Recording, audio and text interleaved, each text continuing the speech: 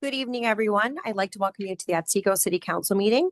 Tonight is Tuesday, May 26th. Audra, can you have the record show that our attorney is online, our city planner is present, our city engineer is present. We are, say all council members are present, but they aren't. Council member Lund will be late, correct, Audra?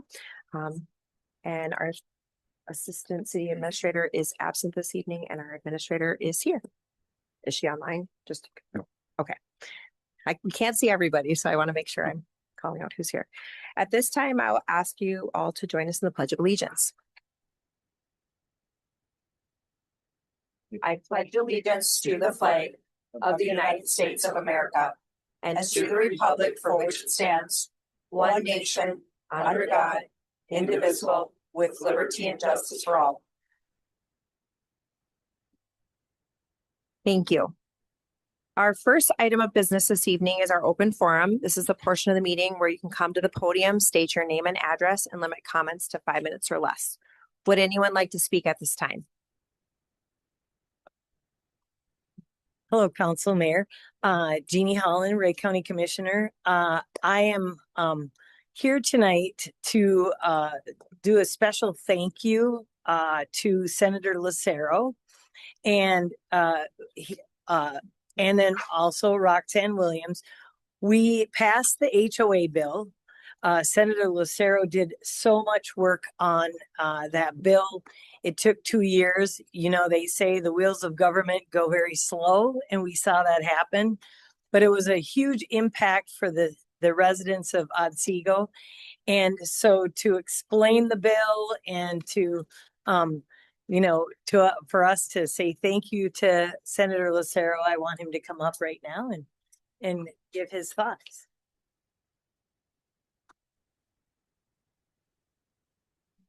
Thank you, Madam Mayor, members of the council, city staff, and the great residents of Otsego, both here and watching online. I am Eric Lucero. I'm the senator for the area, and I wanted to stop by this evening to give a legislative update. The legislature just ended here 2 weeks ago yesterday, and that concluded the 2026 legislative session. Thank you to Commissioner Holland for those very kind words. I'm deeply appreciative of that, and I will start actually with that in the legislative update. One of the biggest accomplishments this year was the HOA reform bill, Senate File 1750. It was a multi-year work effort that finally came to culmination again just a few weeks ago and signed into law by Governor Walz. The amount of people that were involved in this was amazing. And there were numerous stories, as the council well knows, that included situations from Otsego. We had incredible help, and I deeply appreciate Commissioner Holland for her efforts on this, being involved in the community, coming down to the Capitol numerous times, phone calling and communicating with me on this issue, and a lot of effort. And we have one of the constituents here, Roxanne, who's also from Otsego, also deeply involved in this. And so whether it be those that are here or the many across the community and the state who helped in this effort, it was amazing. But yeah, finally got it across the board. And so some of the things that I can't touch on the whole bill. It was many dozens of pages, but it was long overdue. So a handful of highlights include limits on excessive fines and fees, strengthening conflict of interest rules, improving transparency and homeowners' rights, protecting homeowners from unfair legal charges, establishing a path to dissolve inactive or unnecessary HOAs, prevents forced HOA creation by local governments. And what that is there was a provision that was offered by Senator Rasmussen last year, who worked with the League of Minnesota Cities to come up with verbiage that would prevent local municipalities from requiring amenities that would necessitate the formation of an HOA as part of development approvals. Again, that was verbiage that Senator Rasmussen worked with the League of Minnesota Cities to come up with. Protects homeowners from retaliation when they have a complaint or sometimes even a question. We heard some horror stories of retaliation, and requires clear disclosures for buyers. So again, there's many more than that, but those are just some of the highlights, long overdue and very appreciative for all the effort. And you may have seen the headlines this session. Not a lot got done. Not a lot got done because of the contention and the divisive nature of an election year, a lame duck governor. Every seat in the legislature, both the House and the Senate, are up for re-election. But this is one of those initiatives that had no partisanship. It was very bipartisan across the board because it was recognized that reform is needed. Some other things that did pass, though, and very thankful for, are the vehicle tab fee. So if you've gone to renew your license tabs, you may have been shocked at the sticker price of the renewal of some of that. That is a direct result in 2023 when Democrats had a trifecta. They increased the vehicle tab fees. The enactment date wasn't until this year, and so that's why we're not seeing it, the pain when having to write the check when you're renewing the tabs until this year. As a result, there was complaints across the board. And so one of the things that Republicans were able to negotiate was a 1-year moratorium. So next year, there'll be a 1-year moratorium on that. In my opinion, that clearly is not good enough. It needs to be permanent, but that's being in the minority in the Senate. We've only got so much leverage that we can wield, but that was one of the things we were able to, with the help of the House Republicans, to get across the finish line. Fraud has been among the headlines that we've seen over and over again. Billions of dollars of fraud.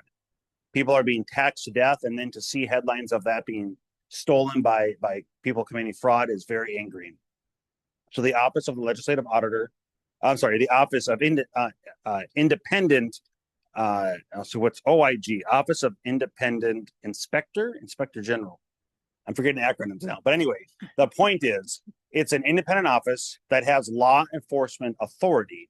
So they're going to be able to be an independent office that goes to the state agencies and looks at some of the records and is able to verify, as we would expect in the financial audit, those best practices that we've seen, stories, including whistleblower stories, that clearly were not only violating accounting best practices, but outright activity that is borderline questionable. As I'm being very polite here saying these words, but it's very frustrating to say the least. So this is something that was very, very successful in passing. Another would be defending our Second Amendment. There was multiple efforts to try to pass legislation that just defies common sense and in fact defies the Constitution. Among the provisions that was attempted to be pushed was limitations on the size of magazines. Retroactive. So those who had purchased a firearm 10 years ago that had a magazine capacity of 15 or 17 rounds, something like that, you would have to either register that and pay an annual fee to have the privilege of owning that, something that you purchased legally, or you'd have to destroy it. And it's unbelievable, some of the far-reaching proposals that were being put out there, but very thankful that we were able to stop that. One of the very heartbreaking things that passed, a $600 million cut to long-term and disability care, as well as the inability for us to fix a law that was also passed in 2023 under the trifecta. So we have multiple adult foster care families here in Otsego and across our community. And these are people who open up their homes and they bring people in that have disabilities that take incredible energy and sacrifice. So the people that are opening up their homes are giving their all. They have a huge heart to give a quality of life for these people that are adults, and having an institutional setting is just not the best setting for them. And so having that residential setting, somebody that it's 24/7. And unfortunately, that what passed in 2023 is a significant cut in their pay.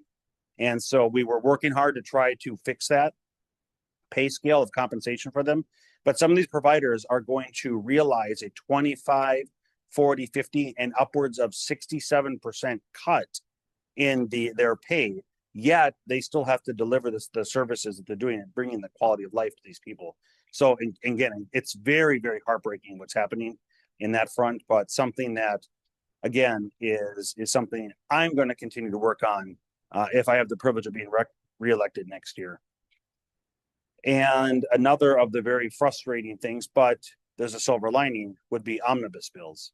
An omnibus bill is a multi-subject bill. It's patently unconstitutional, but it unfortunately has become the norm in modern day legislation to take multiple subjects, combine them into one bill, and then pass them. The Constitution says we must have a single subject bill to vote on, but it's become the norm here. And it's something, the silver lining is more and more legislators are beginning to be very vocal opposed to these. It's not a majority yet, but each election cycle, I've seen more and more legislators begin to oppose these. And there's an awareness among the general public in their opposition to these omnibus bills. And what an omnibus bill does is it prevents transparency and it prevents accountability. Because if you have multiple subjects in a single bill and I vote yes or no to it, then if there's something in there you like, you can say, give me thanks. Or if there's something you hate, in the very same bill, the very same vote, you can be critical of me of it. But it prevents the ability to hold me accountable because there's so many subjects in one bill. So that is something that I think is going to be a topic in the coming years. And hopefully we can get back to having single subject bills here in the state of Minnesota.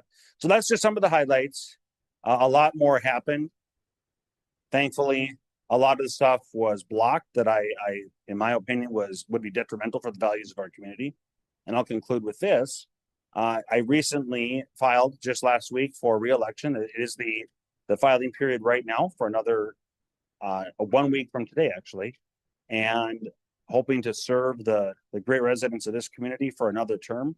And that'll be this November. So with that, Madam Chair, members of the council, I could stand for any questions. Does anyone have anything? Right. Madam Mayor. Senator, thank you for all of that. I did have a question on the long-term disability. So the 600 million that was cut, is that for the people or is it for the workers? I appreciate, thank you, Council Member Tanner. I know this is something that's been very, you've been involved in an area. I don't serve on the Human Services Committee, so this was a 330-page bill, if I remember correctly. Okay. And so I don't have all the details, but my understanding, just a very high level of understanding, by the way, I voted no to it. My high level understanding is it's going to be an impact on the cut to the employees and to the providers that are giving the services to the residents. Okay. Because that more or less just pushes the people into a facility then, right? Exactly right. Which are astronomical to begin with. That's So, right. Okay. That's right. No, it's very, very negative in my opinion, for sure. Okay. Thank you. Senator Lucero, you talked about the independent general. Office of the independent. Why am I not? I thought I had it here, the acronym, but I'm not seeing it on my notes. Mayor, Office of Inspector General. Office of Inspector General. There we go. OIG. Okay. Thank you. My question with that is, you talked about that they would have law enforcement ability, but we know from stories in the past, these whistleblowers have brought this to the attention and it's just went nowhere. So what's the safety net that just by forming another committee or another area that somebody's going to actually be doing something with the information that they're finding? That's an excellent question. So part of the conversation in this bill as it traveled through the committees was we wanted it to be independent, because right now there are inspectors, but they answer to the governor, they answer to the executive branch, or their natural extension would be to the governor, potentially through a commissioner. So you're not really independent. If you've got somebody who's investigating an agency, but they are appointed or report to the commissioner, you have a conflict of interest there. And that's one of the things we wanted to do away with. We wanted to have somebody who was independent and outside of answering to the governor. But then you have a constitutional, yeah, exactly. But then you have a constitutional problem, is that if you have the legislature, if this independent office is responding to or appointed by the legislature, they don't have the police powers, because under our Constitution, it's only the executive branch that has the ability to arrest and or forward charges and things like that. The legislative branch can't do that. So it was a way, so it was a balance here of having, I think the person is nominated by the governor, the executive branch, but then has to be confirmed by the legislative branch. And so and then once they're confirmed, that person then is not reporting to the governor, is outside of that. So that's the answer to your question, is that they're going to have the ability to get out from underneath that conflict of interest and actually perform an investigation. Yeah. Is there any other questions or comments? I have one. I appreciate all the information. It's a lot that you ran through in a short amount of time. The omnibus bill, if that is against our constitution, how is it that we've been able to operate in that fashion? No, that's an excellent question too. So there was a court case that worked its way up to the Supreme Court several years ago. Somebody had sued on this, and the Supreme Court ruled, I forget how many years ago, 20, 30 years ago, they ruled that if the subject is in the title of the bill, then it would pass constitutional muster. So because of that, very convoluted, and in my opinion, even though the Supreme Court ruled that way, an unconstitutional ruling, you have bills that might be 500 pages long, and the title itself might be 10 or 20 pages, right? The reason the title is so long is they've taken every single subject and put it into the title, and therefore they say it's not a single subject. It is the same subject. A clear violation of the plain reading of the Minnesota Constitution, which says bills must be single subject. Yeah, I'm glad that's gonna be brought up, and hopefully we can change that, because I think, I don't know, the standstill that we see in passing bills or being able to debate on bills is because there's too many subjects Yes. in one bucket of information that is way too lengthy for one person to really digest. And by way of comparison, Senator Barr has really delved in this and has all the statistics right off the top of his head. So I don't have it exact, but it's something to the effect of back in the 70s and the 80s, the legislature was passing well over 1,000 bills in a legislative session. Reason being is they would have single subject and you'd pass a ton of bills, well over 1,000. Modern day legislation, the legislature is passing 24 bills. So take the universe of ideas that previously took over 1,000 bills and has been consolidated now down to 1 or 2 dozen bills. That's a problem. And so one might ask the question, well, how can you pass so many bills? Don't you need to consolidate everything down to 12 bills? Well, no. We don't need to reinvent the wheel. We just need to go back to the way we used to do things in the state of Minnesota back in the just a couple decades ago, and then again allowing for that transparency and accountability. Thank you. Anyone else? All right, thank you. I appreciate the indulgence. Thank you, Madam Chair. Thank you. I do want to add that I want to thank Senator Lucero, Association of Minnesota Counties.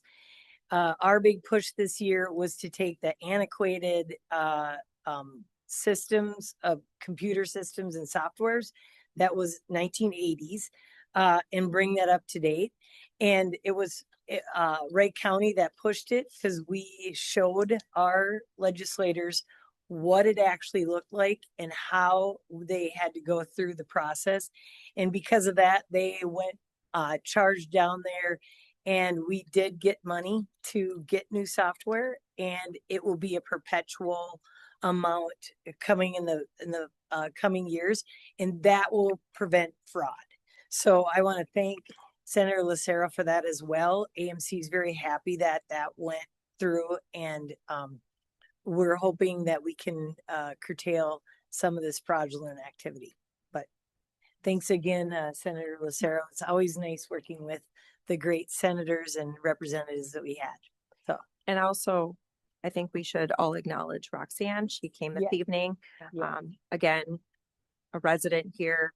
I remember when you came, I've spoke with you on the phone multiple times, and you kept saying, like, I'll be okay because I have enough insurance coverage. But you did that because you cared about your neighbors. So Yes. thank you for all of the work you did also. Yes. Yeah, Sure. it was great. And thank you for recalling that. It was just an atrocious experience that we went through in our HOA.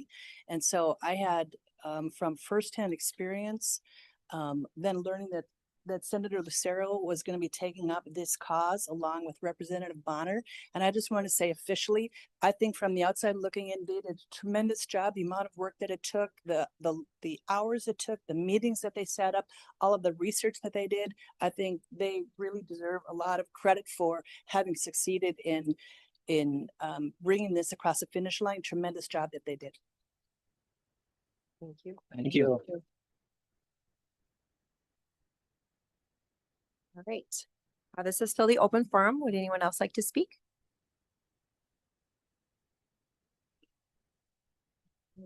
Tough act to follow. Kathy Coles, 15613 90th Street Northeast. Here's my updated picture for the month. Mayor, Dan? citation was sent on Friday, 15 days to respond, and another citation will be sent, What was the amount of the citation? $200.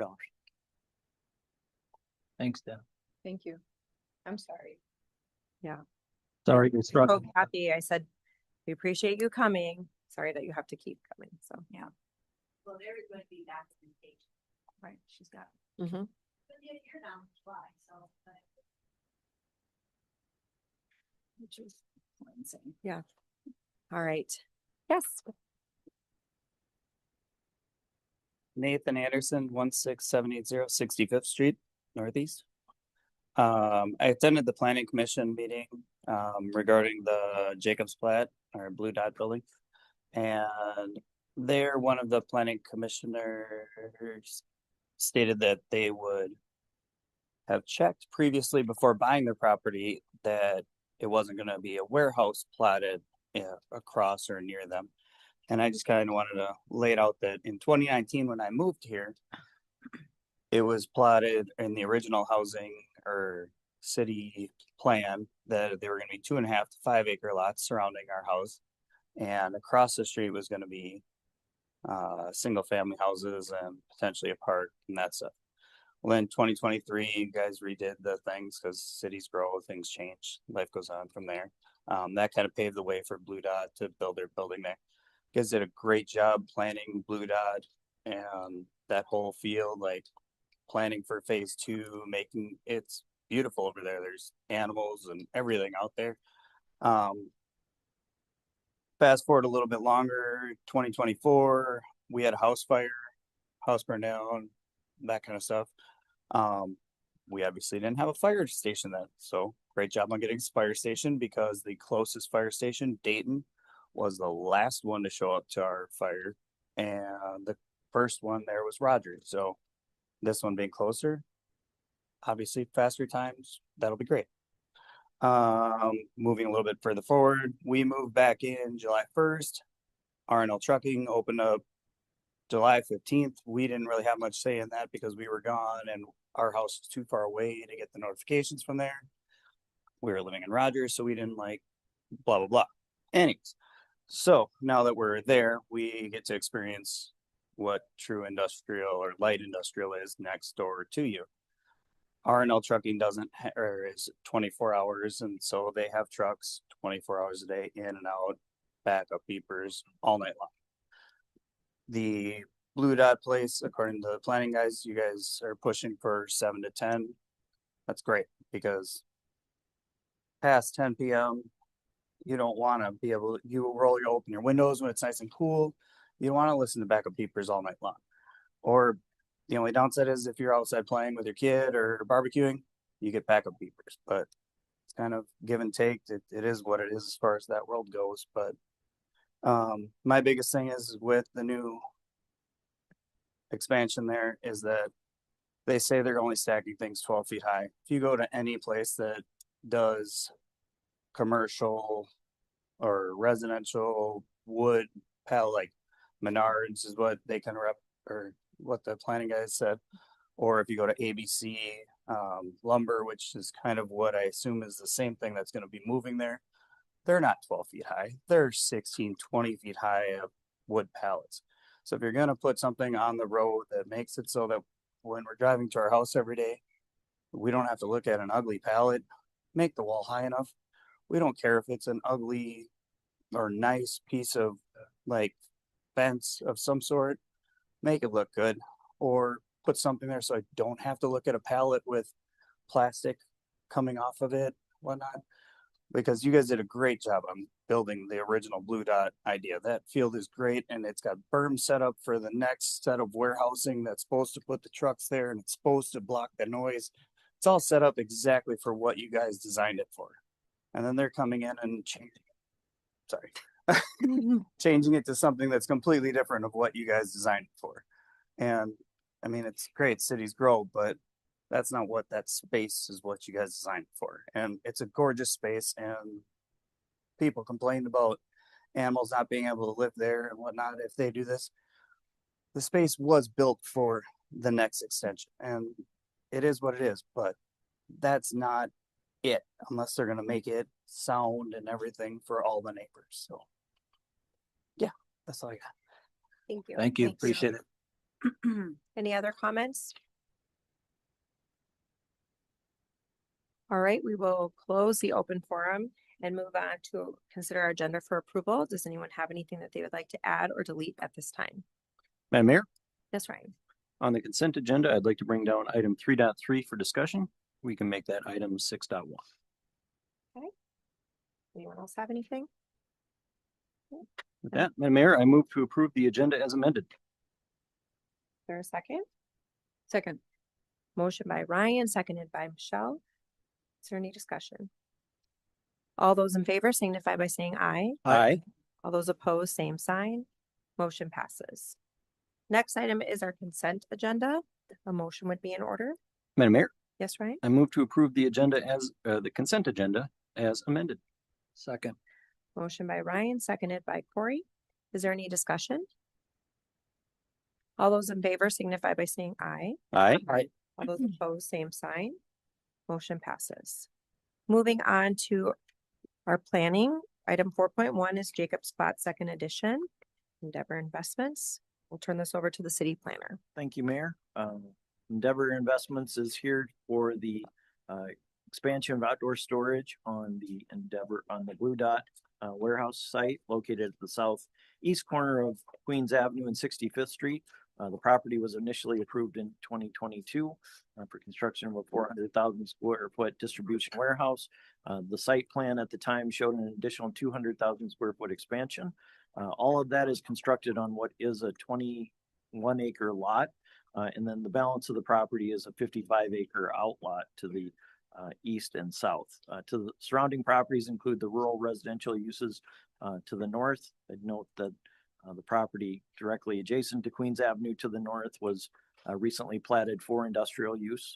The south lot has not identified a user yet. And to the south, you have Harvest Run Second Edition, as well as Harvest Run East, and then Anna's Acres further to the east as urban single family lots. So the applications that Endeavor has submitted include a preliminary plat to enlarge the one lot by approximately 18 acres. With that, we vacate the existing drainage and utility easements and then reestablish them with the new final plat. And a request for an interim use permit to allow 10 acres of outdoor storage on the property. The comprehensive plan guides the property for light industrial use, mainly looking at office and warehouse. It does allow for a limited amount of outdoor storage area through the I-1 Limited Industrial District by interim use permit. Surrounding land uses are guided obviously for industrial as well as residential uses to the south and east. The plat itself includes expanded Lot 1, Block 1, as well as replatting out Lot A as the remnant parcel.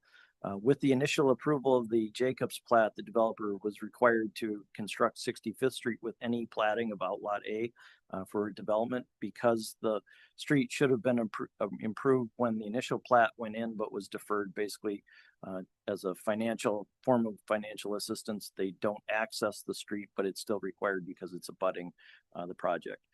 So with this final plat, the developer is responsible for the cost of constructing that street. We're looking at options as to how that can be accomplished either as a private project or a city project assessed to the property owner in full.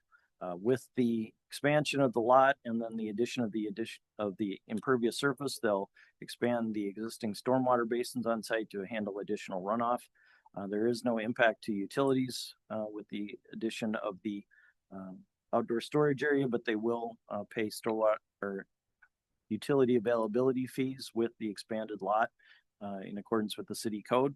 As I mentioned, we'll replace the existing easements with new easements, and then the additional lot area requires park dedication fees be paid at time of final plat approval. Specific to the outdoor storage use, interim uses are allowed basically the same as a conditional use. It's an allowed use that's subject to specific performance standards because the city anticipates certain negative impacts may result from this. So in the case of outdoor storage, our main concern is screening that outdoor storage use and activity from surrounding uses that might be sensitive to it. Obviously, in this case, we're talking about the residential uses to the south as well as the rural residential uses to the north. What's different about an interim use permit is it allows the city to terminate that allowed use either by a particular date, an occurrence of an event, or if the city were to change the zoning ordinance not to allow outdoor storage in this area, the use is no longer allowed. They have to cease. The other one that's not listed here is that if there's a violation of the interim use permit or any of its conditions, that terminates the interim use permit. So in the case before us, the city staff and the planning commission are recommending a condition that the outdoor storage is limited to a height of 12 feet.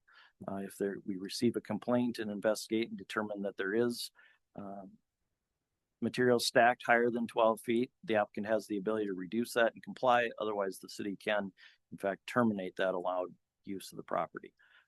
In terms of the performance standards that are outlined, the applicant bears the burden of demonstrating that they're meeting those criteria. It's not necessarily in the case of screening a black and white situation. It's up to them to demonstrate through the materials provided that they are complying with that. The city does have the ability to add conditions related to the potential negative impacts of a use that they feel are necessary to mitigate any lasting concerns with the use. So that comes into play with some of the recommendations from the Planning Commission. As to the site plan, the building itself doesn't change. The outdoor storage area is located primarily to the east of the structure. They'll repurpose the trailer parking along the south side of the building to additional outdoor storage. Setbacks are complied with at the perimeter of the lot. We did note, as shown in the applicant's information, that the outdoor storage area is at least 350 feet from the nearest properties to the south, obviously closer to the properties to the north, but separated by the public street. Off-street parking is not impacted by the change in use of the property. That was actually calculated based on the current tenant's occupancy of the structure. If there is any change, there is obviously space on site to accommodate additional parking being constructed. The city also has performance standards for exterior lighting, which based on prior complaints related to this property, we've verified that the property line do comply with the zoning ordinance. There's also storage or standards for limiting outdoor storage and signs that would be addressed moving forward.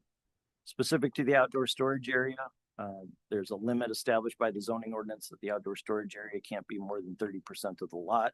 This is at 26% of the lot area. And obviously the primary concern we're looking at here from an interim use permit standpoint is the screening, looking at using the mix of topography and the change of elevations between the residential uses to the south and the outdoor storage area being on average approximately 10 feet lower. There are berms that were constructed with the initial development of the site along the south line, and in this location, those will be added to with additional material and also landscaping placed on top that would include 6-foot evergreen trees, which will obviously grow to provide more effective screening over time. The berms include a fence that's 6-foot composite board at the top of the berm to enhance the elevation of the screening. In looking at this, the Planning Commission did have extensive discussion about the effectiveness of the screening, both along the south lot line as well as the view from 65th Street.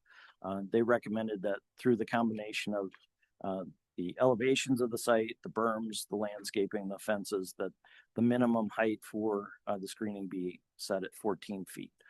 So I believe the applicant has some information that they'll present showing how that is complied with.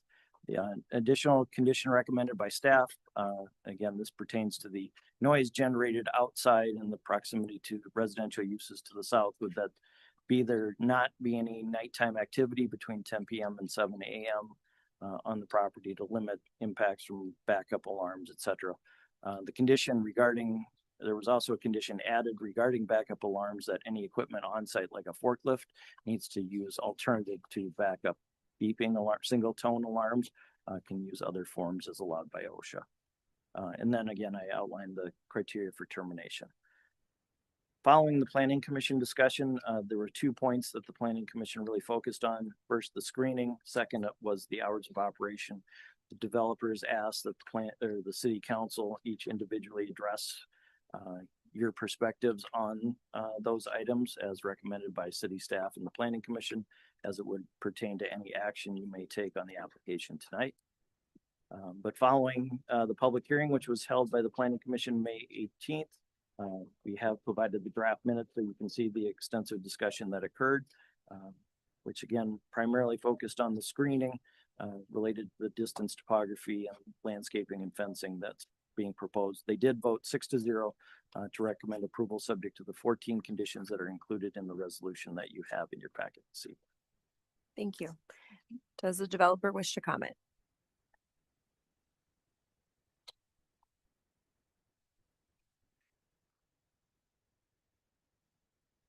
Thank you for having us. My name is Evan Matson. I'm representing the applicant. I'm joined by Brian. Brian Field, the design engineer with Anderson Engineering. What was your last name, Brian? Field. Field. And I'd like to take you through a quick presentation to further clarify what we're proposing.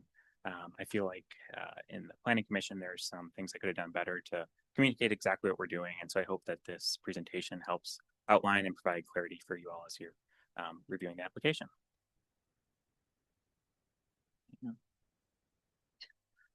There we go. So Dan highlighted, we're requesting plat and interim use permit approvals for 6400 Queens Avenue to accommodate the needs of a confidential user. The existing user in the building, it was discussed in the Planning Commission. Their growth trends didn't take off as they're anticipating following COVID. So we've been trying to find a solution for them ever since. And we've identified a tenant who would take over the entire building and then would seek to expand outdoors to customize the building for their use. The proposed project will invest significant dollars back into the property, which will really enhance the tax base. We're anticipating a 20 to 30% increase from where we are today, and will generate over 100 jobs, which is something that we were hoping would come to fruition with the initial project, but never did due to those difference in growth projections. Proposed uses office, warehouse, which is consistent with the existing building. And now we're adding the outdoor storage component specific for this user. As Dan mentioned, building materials will be stored up to 12 feet. We don't have any intention of storing beyond that, and we follow all the permit guidelines there. The user is requesting 24-hour operations, and that's consistent with what is out on site today, and consistent with I-1 uses across city of Otsego. The one item that we wanted to clarify is following the Planning Commission, we did confirm that they will be utilizing non-audible backup noises. So there won't be a beeping noise.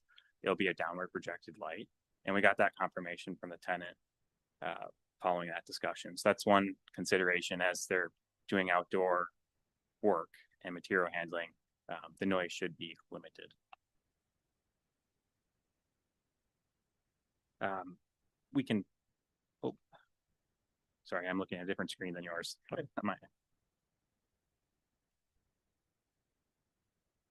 All right, so here is an aerial view of the site depicting the outdoor storage area on the east and on the south. One item we wanted to highlight as a strong consideration as this applicant's being reviewed is the distance that the outdoor storage area is from the southern property line. We're set back 353 feet, which is 11 times greater than the code requirement. And so as we're analyzing and talking about screening, some of the things that we're designing and doing intentionally are to capitalize on that fact. So the screening that we're forming is at the property line. And the analogy I like to use is if you put your hand in front of your face, it covers up visibility, whereas that same object, as the closer it gets to the outdoor storage area, just becomes less and less effective. So we're trying to locate those screening elements as close to the property lines as possible, and that's to provide the maximum effect. The screen we're proposing is a berm composite fence and landscaping unit. So I'll refer to it as a screening unit, and that's done intentionally to create a natural screening. I feel like if a large fence is put up, it's man-made, it's unnatural. It is what it is day one, whereas the landscaping will continue to grow and continue to enhance and will provide an overall better appearance. Planning Commission raised one question they wanted to confirm is 87 trees will be planted as part of the screening efforts. So with this, Brian, do you want to talk a little bit about the design and what we're showing here? Yeah, so these are sections of the previous slide. View B, B and C are on the south property line. Effectively, I mean, we have 13 feet for view B, along with the berm composite combination that Evan was talking about. Trying to just highlight some of these sight lines, and with those the tree, I'm sorry, the tree nodes there, you can see the darker ones are going to be what's planted at 6 feet, and then the gray background ones are after full maturity, which we're looking at 50 to 60 feet for the maples, and 40 to 50 for the evergreens in front. Yeah. So, and during Planning Commission, there was a comment raised about what is the standard? How do we measure the screening component? Typically what I see is it's measured from standing at the lot line, 6 feet tall, and looking outward. So we have that view shown, but we also decided to add the view from the second story window, just because that was one of the items that was considered. So we wanted to depict both scenarios, just so that there wasn't any gray area, potentially what would be screened versus what could potentially see the area. So what we are proposing, what we think is most effective is these berms at the southern line and then at the northern line. So these are the two on the south, and then the one on the north is 65th Avenue, and we're showing something very similar. After the Planning Commission, we regrouped as a team and said, let's make these berms taller. What can we do to accomplish that goal? And so Brian and his team increased the berm on the north by 2 feet, given the area that we had to play around with.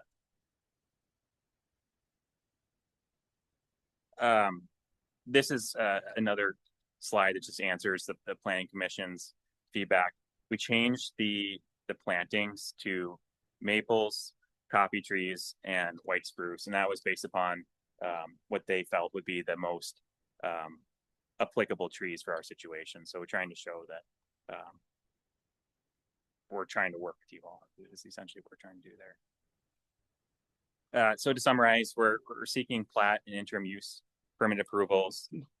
We believe our applicant as proposed exceeds the requirements.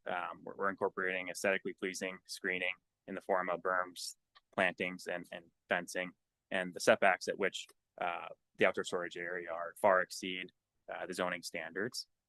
We're excited about this project and excited about bringing in a new group that hopefully can continue to grow and drive the site forward. So with that, I'd welcome any questions. Hey, Evan or Dan, who's ever running the slides, can you go back to the berm picture? There we go. So I drove the area today. Yep. So how much are you adding to the berms? So I get that you only want to do a small short fence. You just want to increase the berm to be taller. So what are you adding to each of the berms? Because I could tell you, I think B, the berm is pretty high. I drove on the property. I drove behind it on Quinn Row. I drove on 62nd. But then the one that's more to the east, that berm isn't very tall right now. So what are you putting in? B is that that section view that's going to be continued through where you see those trees on the screen there. Mhm. C is going to be closely matching that within 1 to 2 feet, I think. So what is the actual, how tall is it gonna be? Then the fence, what is it on all of this? So the B section, we have that would be 7 feet of berm plus the 6 feet in fence, so that's 13 feet total. The C section, we have a little bit more, where it's 10 feet of berm and 6 feet of fence for 16 effective feet, not counting the trees. That's for C. What about A? A, we're looking at let's see here, that'd be 8 feet of berm with the 6 feet of fence for 14 feet.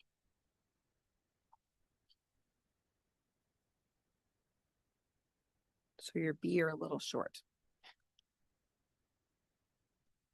Yeah, so in the scenario B, when we reevaluated B in particular, we tried to add as much earth to B as we could and do the topography of the wetlands and grades we have out there. 13 was the max that we could get to.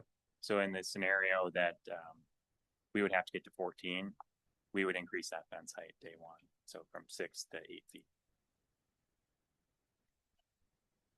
On the B section. Yeah.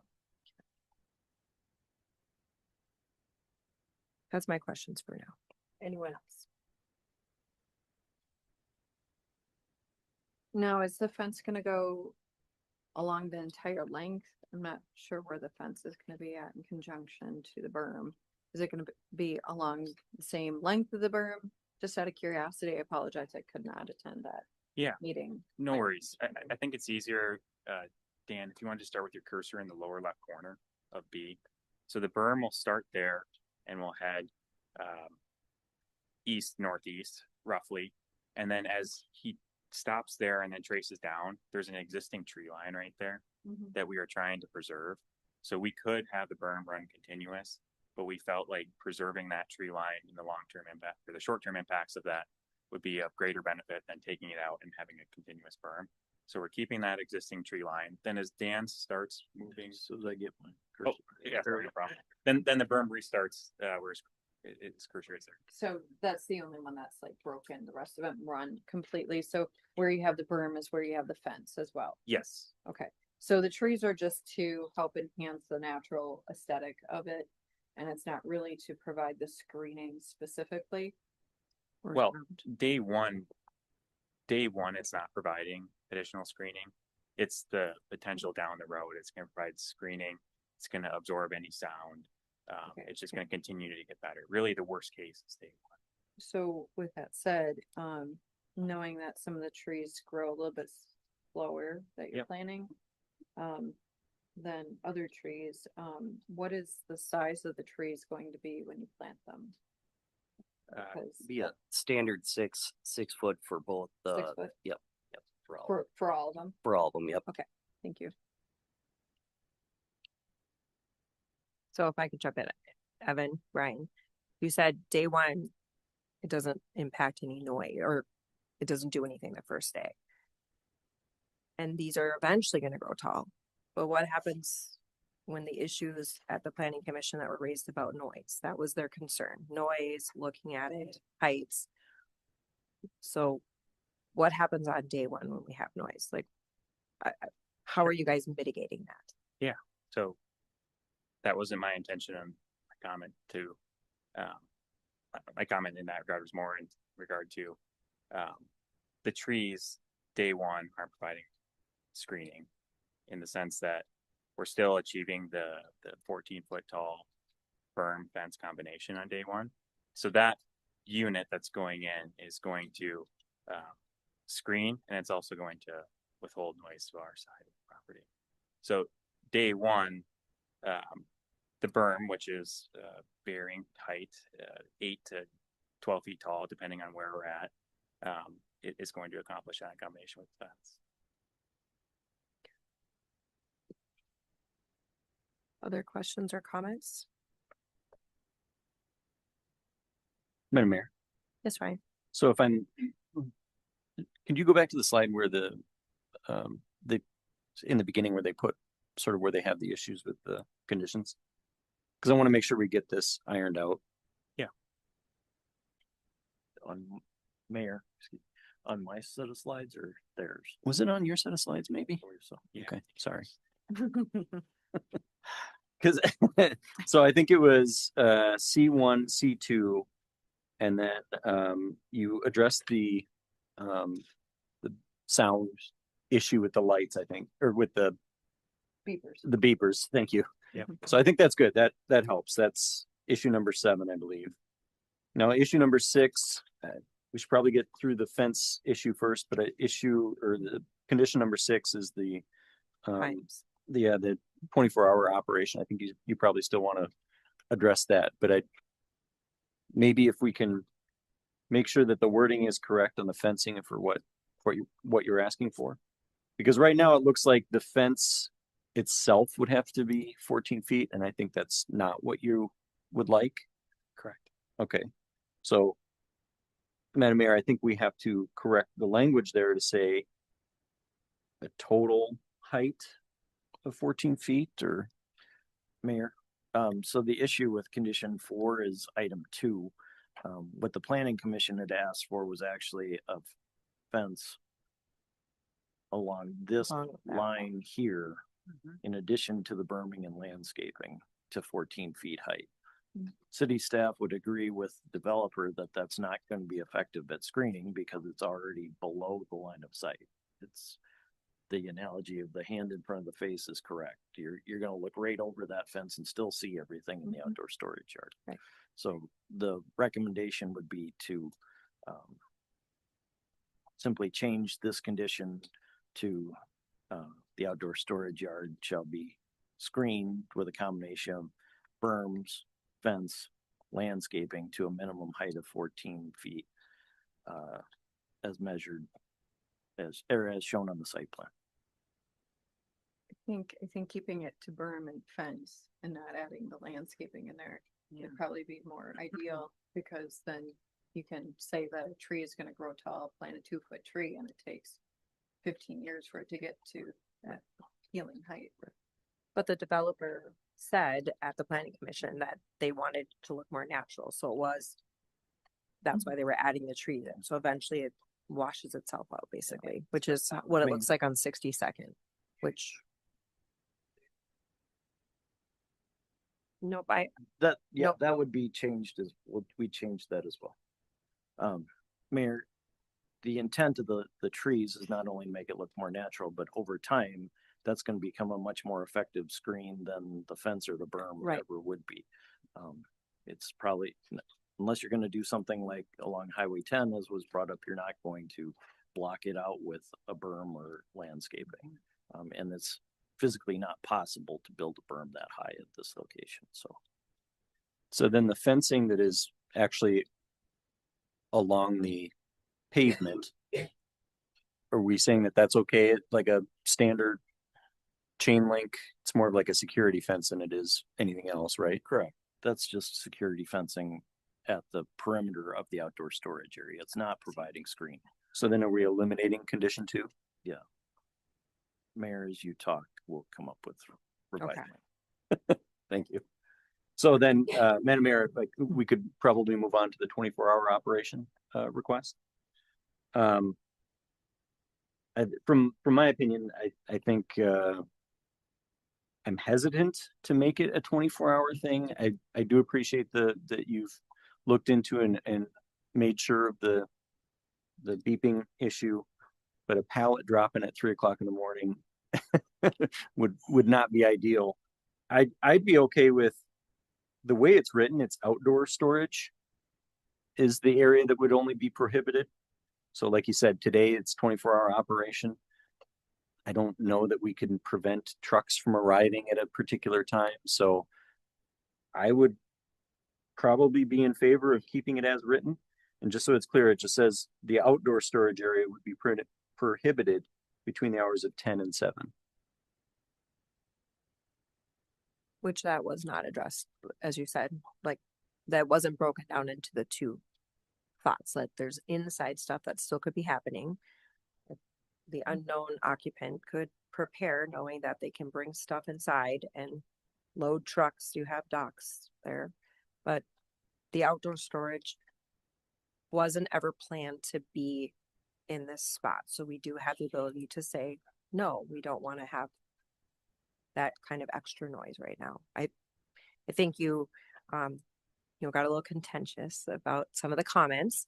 And so I would say any of us that listened or were here that night really were trying to be sympathetic to the residents, but also to the end user too. Like, we want this to work. You're going to be neighbors with these people. But I would agree with Councilmember Dunlap that I don't think that the outdoor storage area, I believe we should shut it down at 10 and not have it start until 7. But that doesn't mean that the inside stuff can't happen. You have a big warehouse there. Just out of curiosity, if you don't mind me asking another question, what type of client, I know you're under an NDA, who's potentially moving into this place. What would be the closest assimilation that we might recognize for a similar organization? A single group doesn't come to mind. The Fleet Farm or Menard scenario also isn't entirely accurate because this is not a retail setting. It's a commercial setting, and this user is going to service the upper Midwest area. So the reason for a lot of these components being stored outside is due to size, length, et cetera. This doesn't make them feasible to bring inside the building. They're going to be distributing products that are utilized across a variety of residential applications.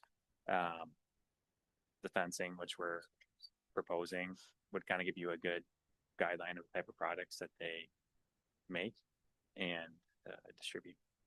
So wood-based residential. Yeah, wood, composite, type wood products. Yeah. Okay. And is the operation of functionality,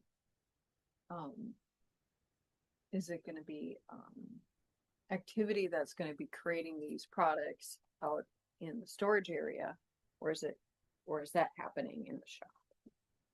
So the entire facility is going to be distribution purpose. Distribution only? Yeah. No Yeah. fabrication. So there's not a manufacturing. Okay. I may have missed this answer at Planning Commission, but what was the amount of trucks that we anticipated coming in and out of this facility? Yeah. So the best analogy I can give is right now there are 38 dock positions at the facility. We're eliminating half of those. So 19 dock positions will remain. Okay. So, but with that comment, since not everything would go inside the building, yep.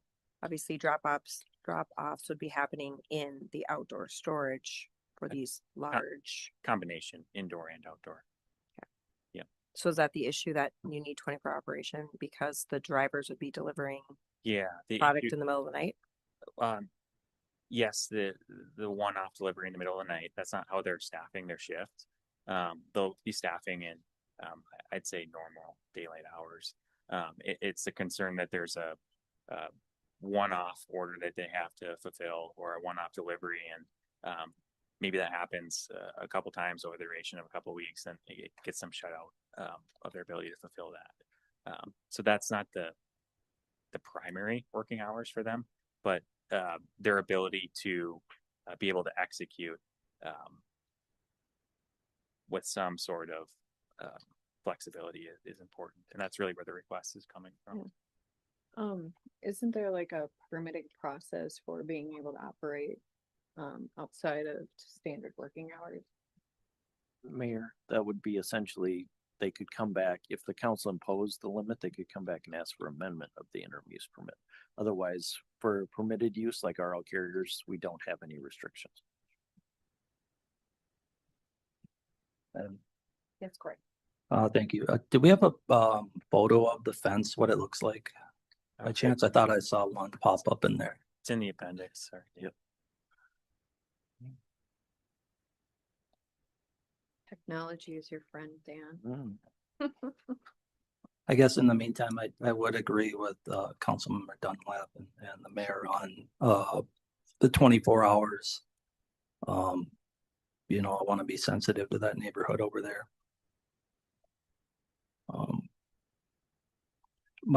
That's a nice fence. My one question is it gonna look incomplete having just these sections of fence out there and not a full fence around?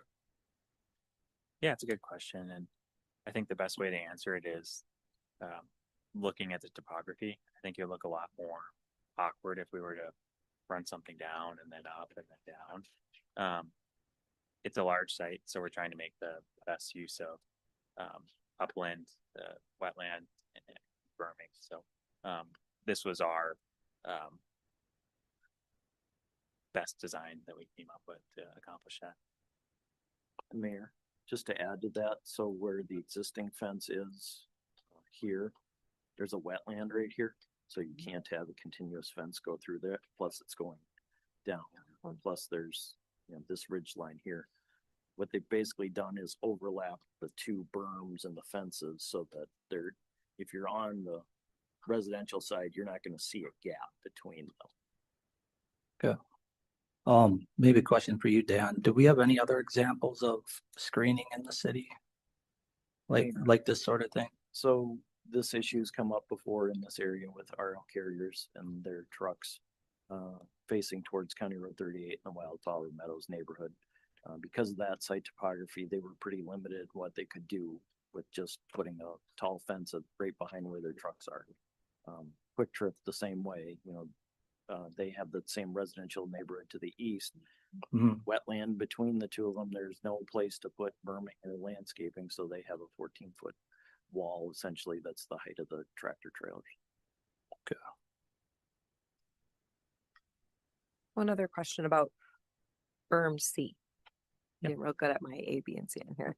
How wide is that? Or well, you told me how tall it's going to be, but what width and then length? Because on these pictures, it makes it look very small. But when you are driving on 62nd and the road curves down to 61st, there are houses that, I mean, I can just see by driving, I can see the corner of the existing building now. So if I'm looking at now, I guess what my comment goes to, it's like, it doesn't look like it's very wide to me on your drawings. But again, I can see where the tree line is. I drove it, I saw it. Yeah. But that C looks very small where these houses start to curve back towards your area. And then those people aren't going to be able to, there's nothing screening them, or there's no noise that's reflecting off the berms, the fencing, the trees.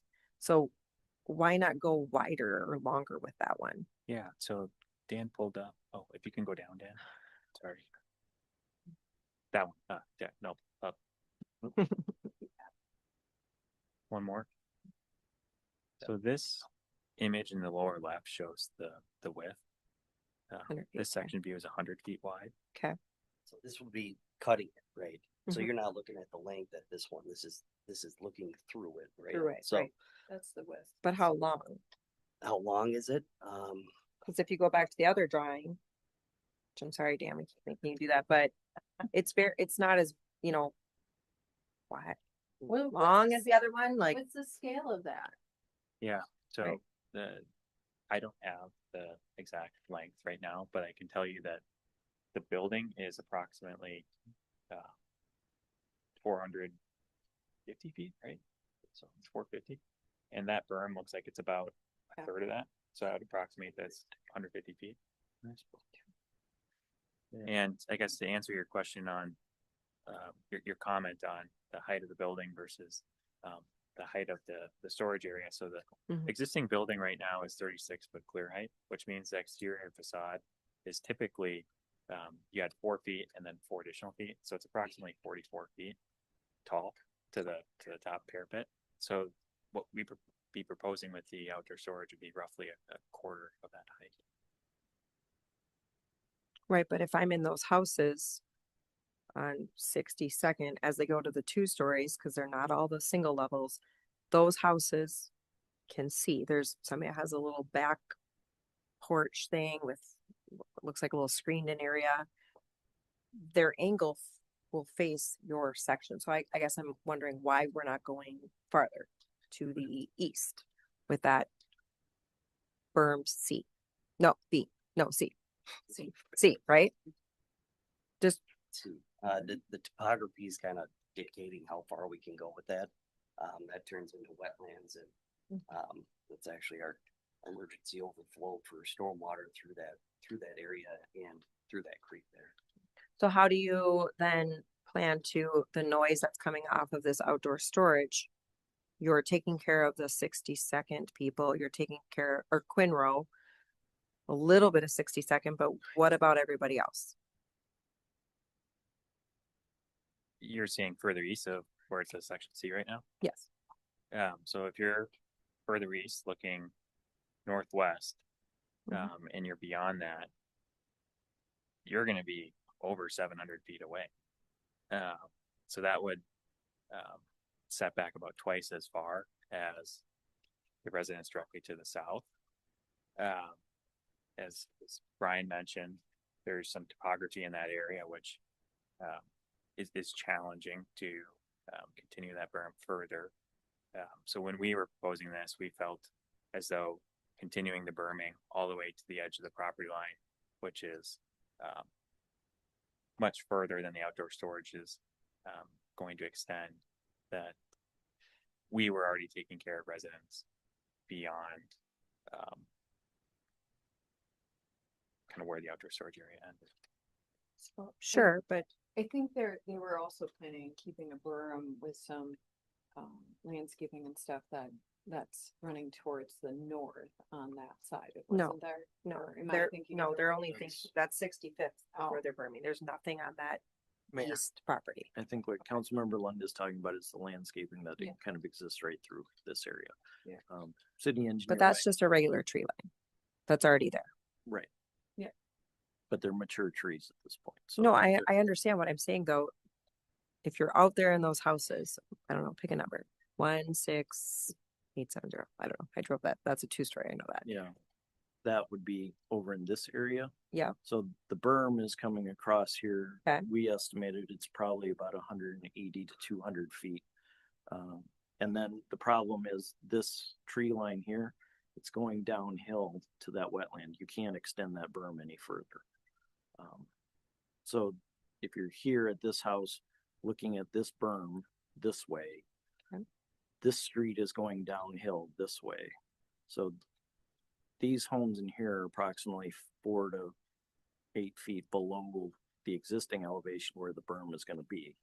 Put the berm on top of that. Now you're at 20 feet. Nick, that's just one other comment to add. Right where Dan's mouse is, if he draws a line straight up to that pond, the storm pond. That was my. Where'd your mouse go? Essentially right there. Everything east of that Yeah. is Going down. it's going downhill, but it's also in a conservation deed easement. So that area can't be touched in the future due to wetlands that exist, wetlands that are trying to be established. So is there any way to put a berm closer than to your outdoors? I'm the residents that came here and their addresses aren't all just Quinrow. They were also 62nd. So that's my comments. It's just how are we focused a lot on 65th, which I think we all get the berming. That makes sense. But that's just really taking care of that first cul-de-sac. We are we have, as you see on this slide here, we have wetlands to the north and south of the berms. Okay. So we're trying to fit them in and get them as tall as we can with the available area that we have.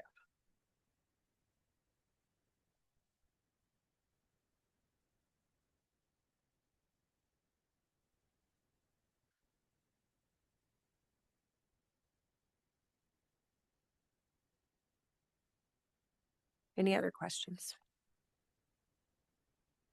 I just want a clarifying question. Evan, you mentioned with that 24-hour operation, you mentioned that this wouldn't be all the time. It would be maybe a couple times a week, or it flexible is. kind of what you're saying. Is that correct? Correct. There's just no other way from a permitting perspective, in my opinion, to do that other than request 24 hours.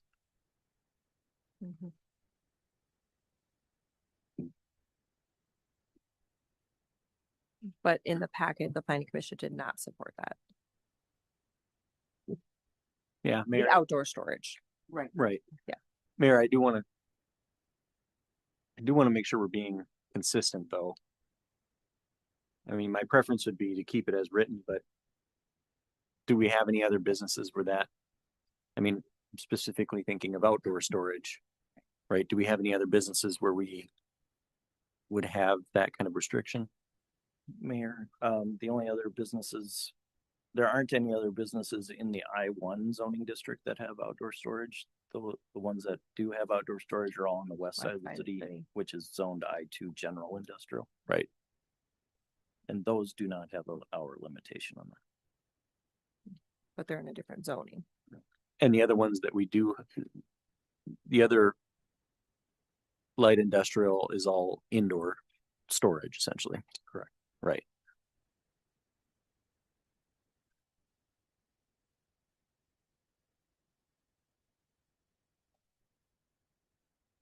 I don't know. Well, the hard part is that if the building, which we know that, as you said, Blue Dot, there's a new user. So had Blue Dot expanded and doubled, it would just be Indoor. So there'd be really no discussion. It was approved for indoor storage. But what we're looking at right now is fitting something different in than what we had planned. And so, you know,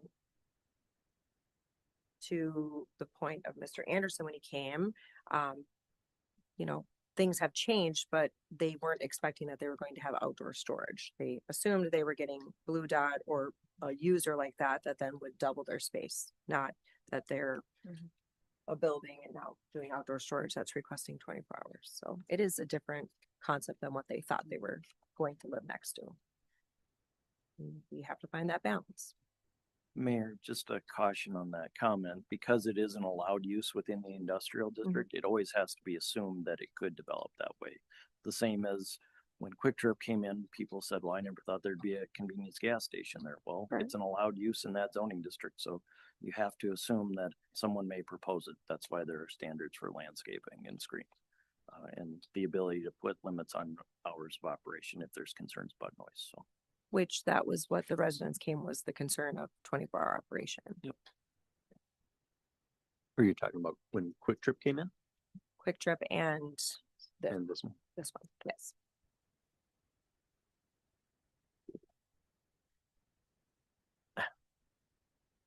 Mayor, I guess I just have one question as I'm working through this. Is it easier for us to limit the hours now and then expand later, or allow 24 hours now and pull back if there's issues? Mayor, the proper action is to limit now, be flexible in the future. You can't go backwards and call them back and then limit their hours. So unless there's some sort of violation of the of a noise ordinance, right, that would terminate the interim use permit.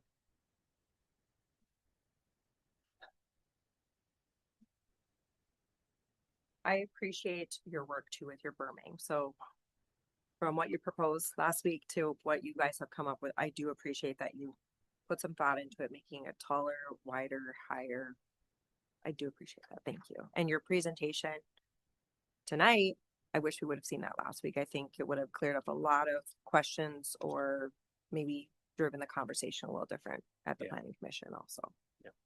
Mayor and staff is partially responsible for that too. We didn't expect that the materials that were in the packet wouldn't have been sufficient to adequately address the conversation that happened. So, well, thank you for taking responsibility of that too. Yep.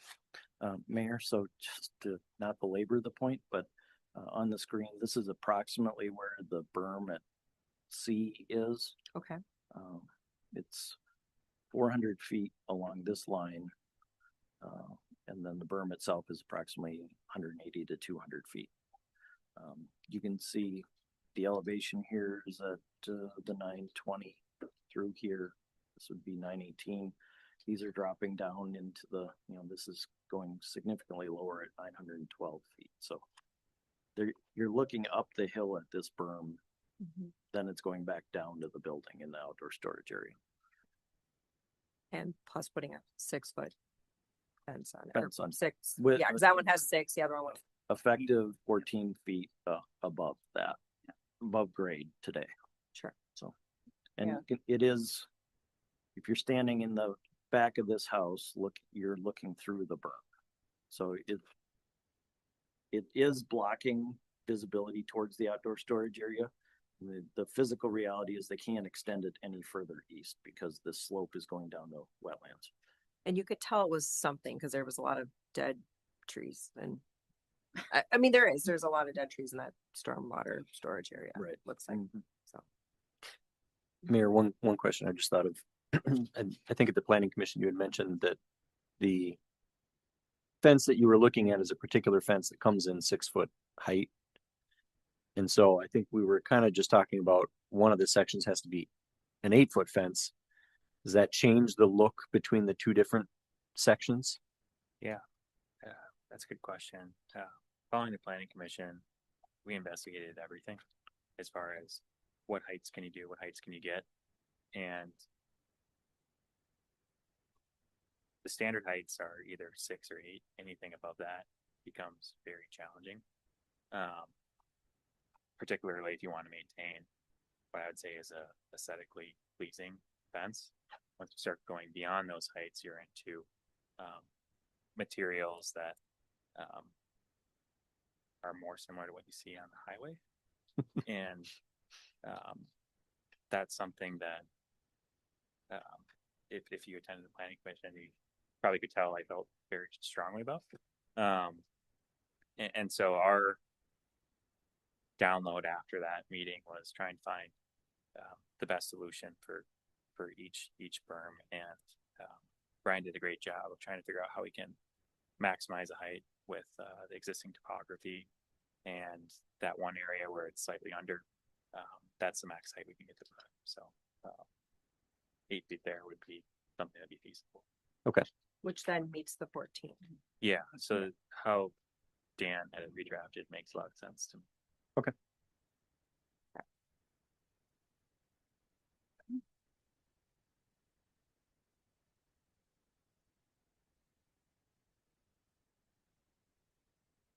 All right, questions or comments? Otherwise, I feel like we've talked through, I think we're all on the same page. 14 feet, Yeah. berms, fencing, trees that are gonna grow big one day. So then as far as the hours go, Yeah, that's the If- last 3 minutes. would the applicant, would the occupant of the building come back for an amendment request? Mayor, our advice would be to have the tenant occupy the building, establish their operations, let the neighborhood experience how they operate, typically under the limitation.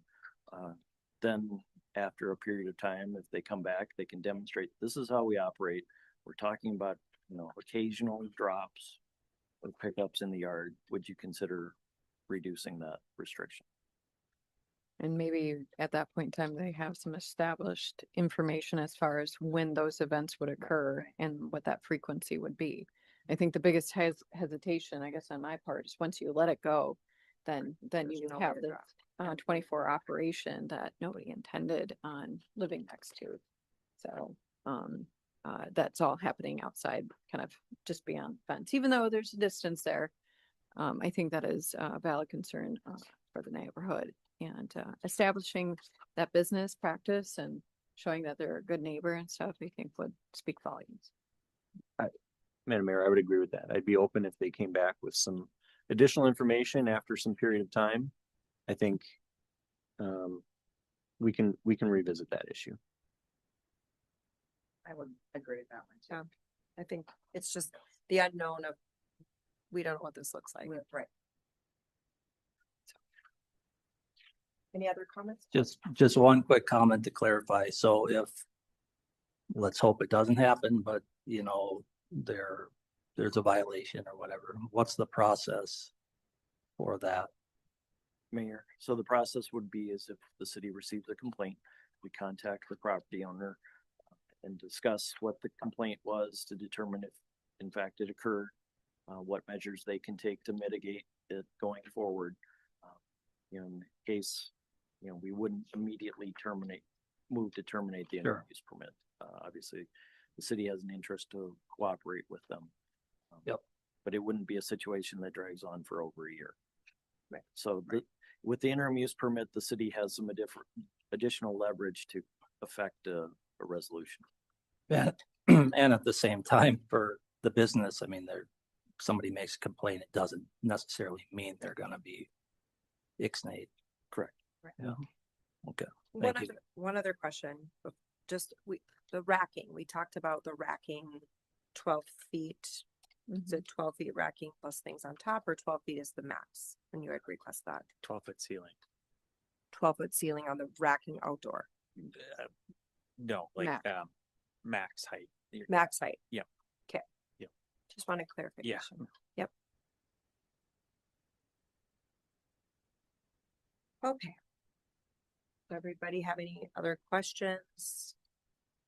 No, Otherwise, a motion would be in order. Madam Mayor, did Dan have some better language? Yes, for sir. Mayor, on the screen in bold, item 4C, screening shall be required subject to review and approval of the zoning administrator through a combination of berms, fence, and landscaping along 65th Street with an outlot A shown on the submitted plans to a minimum height of 14 feet.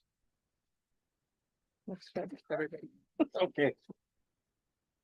So let's just make sure it matches our. Can you go back to that, Dan? Or which? Sorry.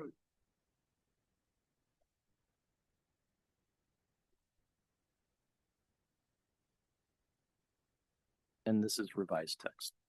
And we eliminated part 2 of that, right? Correct. Okay. Yes. Okay. Okay, I just want to make sure. I was like, there was a 2 and where did that go? Okay. So this is being removed. Mayor, so the possible motion would be blah, blah, blah, as amended. Yeah, I'll give that a shot. Madam Mayor. Yes, right. I move to adopt resolution 2026-42, approving a preliminary plat for Jacobs Plat Second Edition and adopting findings of fact and approving an interim use permit, Lot 1, Block 1, Jacobs Plat Second Edition, subject to conditions as amended. Second. Motion by Ryan, seconded by Tina. Is there any discussion? All those in favor signify by saying aye. Aye. All those opposed, same sign. Motion passes. Thank you. Thank you. Thank you very much. Okay, moving on to item 5.1, well house number 3, wastewater treatment plant.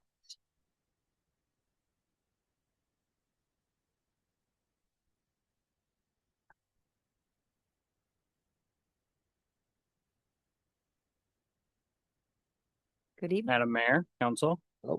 I'm here with AE2S Engineering. My name is Ryan Hansen. I'm the project manager on this project. I'm sure you're familiar with Scott Schaefer. He's been here several times. Being that we have more drinking water related projects, I do much more of that. He lives more on the wastewater side, so you might start seeing me a little bit more.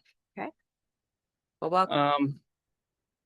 You said wastewater, so I just wanted to correct Oh. drinking water treatment plant. So this is actually well house 3. See, I'm so used to wastewater. I know. It just like I'm sorry, water treatment, not Yep. wastewater. Sorry.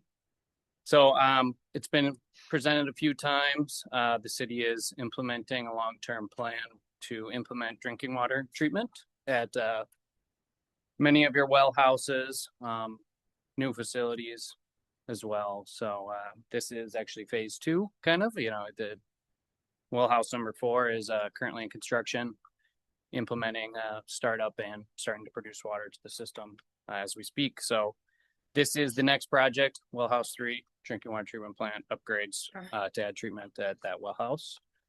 What I'm going to talk about a little bit today is the project scope. It came to council 2-3 months ago for approval to advertise for bidding. Bids have been received, opened, and here to award a bid price to contractor, as well as review a amendment for us to provide construction services. We'll go through some of the cost summary, some of the funding and grant services that the city is going through, and then timeline and schedule for various projects related to this. So a little background on the project scope, and actually I'll look here so I'm not always looking to the side.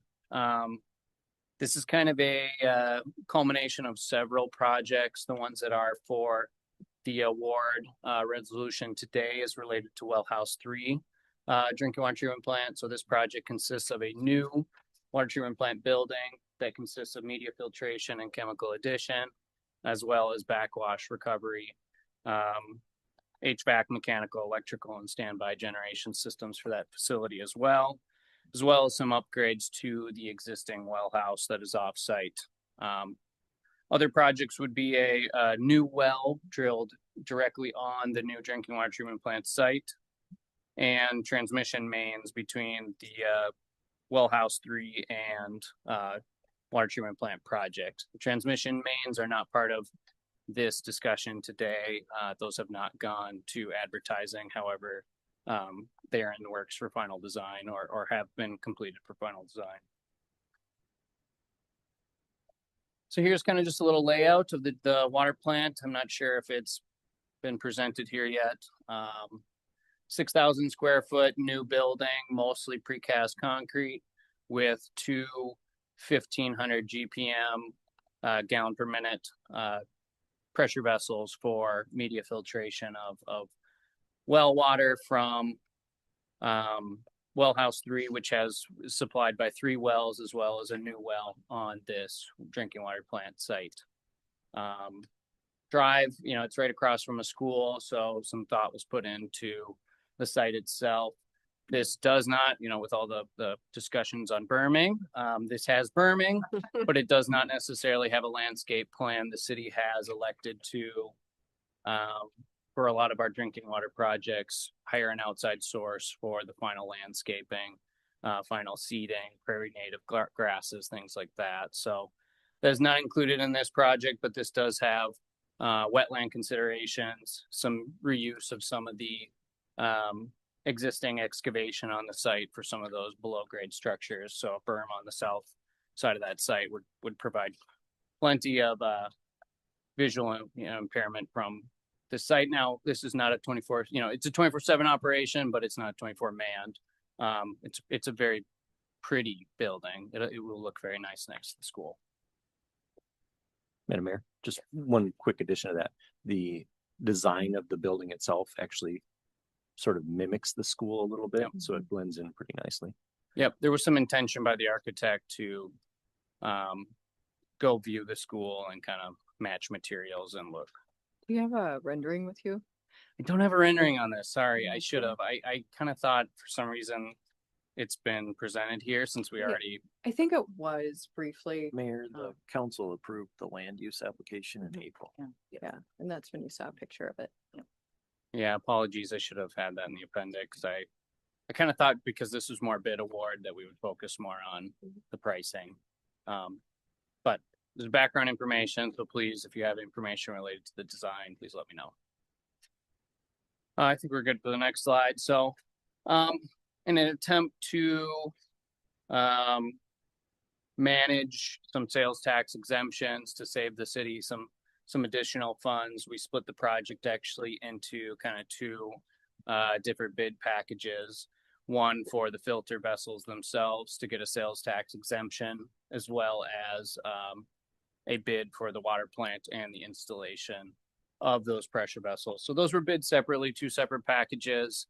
Kind of all fell under general same design. Nothing really changed. It was just a procurement package separate from a construction bid package. 2 bids were received for the pressure vessel procurement.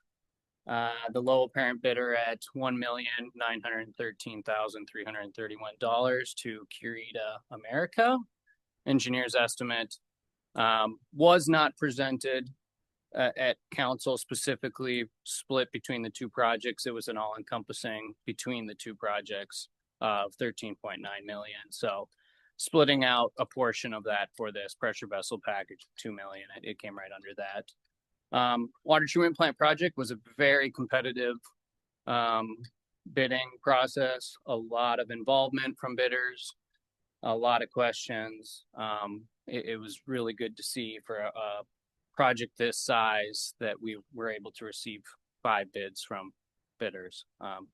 With the low apparent bidder of a contractor that the city's familiar with, Rice Lake Construction, at $9,194,600, coming in under the estimate of around 11.9. So adding those two together is the 13.9. Adding the bids coming in would be $11,107,931. So those are the bids.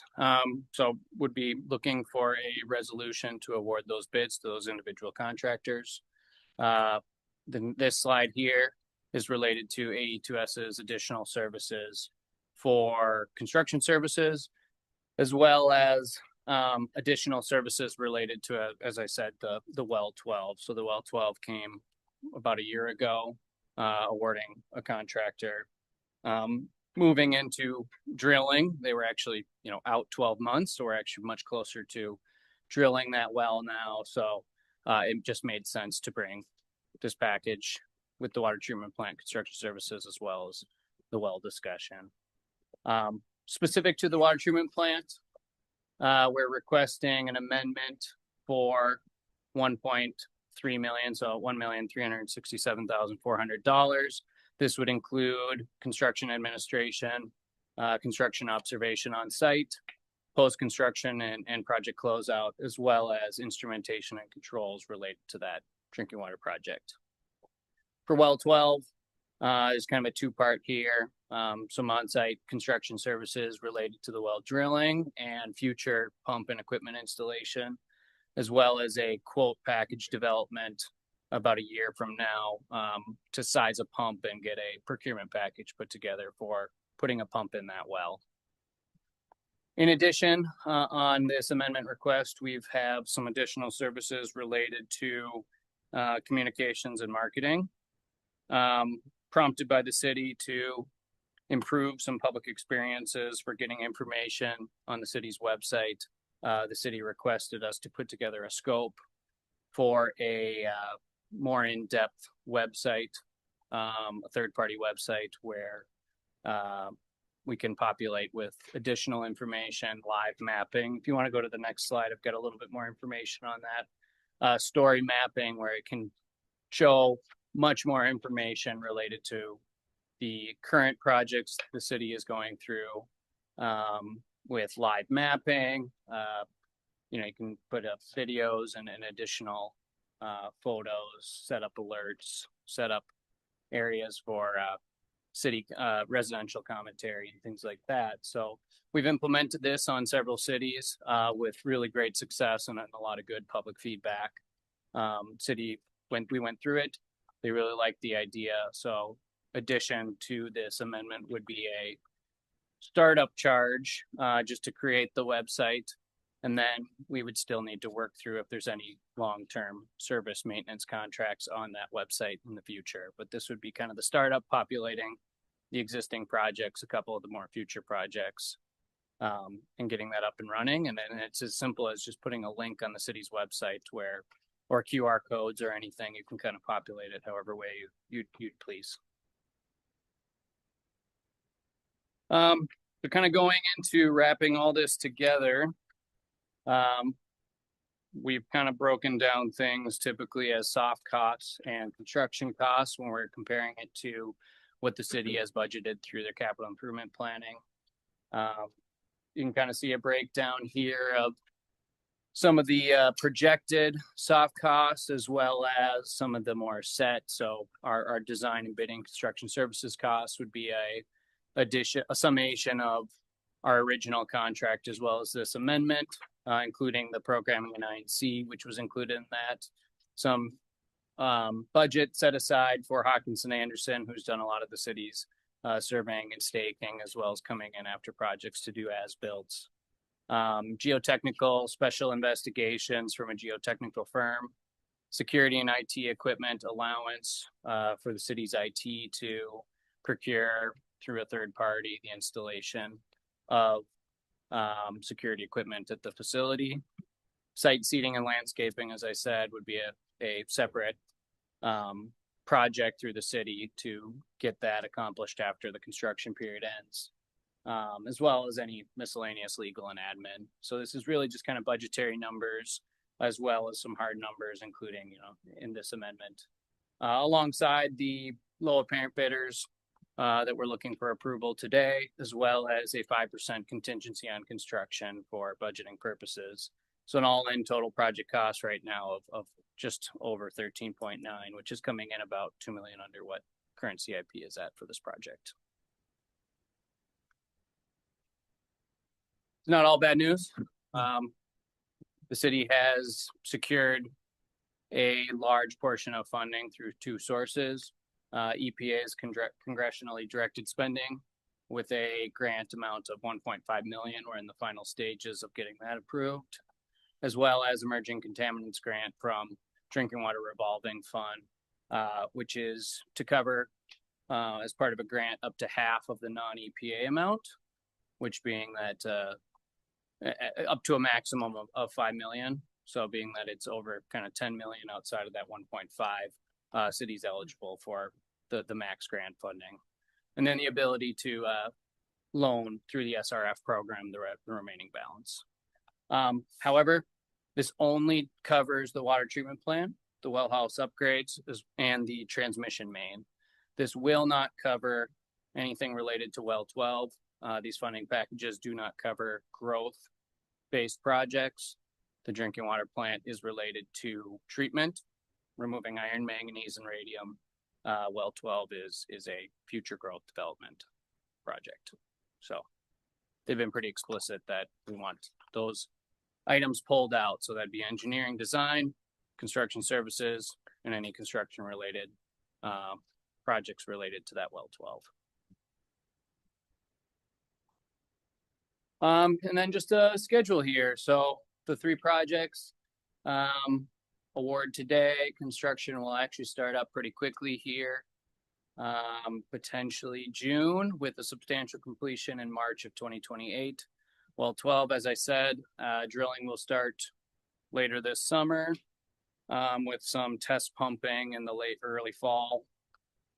Being that this is right across from the school, we do have stipulations in that contract that any noticeable noise or construction activities, specifically blasting when they have to develop that well, would occur outside of the school season. So school, that location, I believe starts on September 1st. So that would be occurred before September 1st. Once we get some of that information, we'll develop a quote package to size that pump and get that installed before startup of that water plant in fall of 27.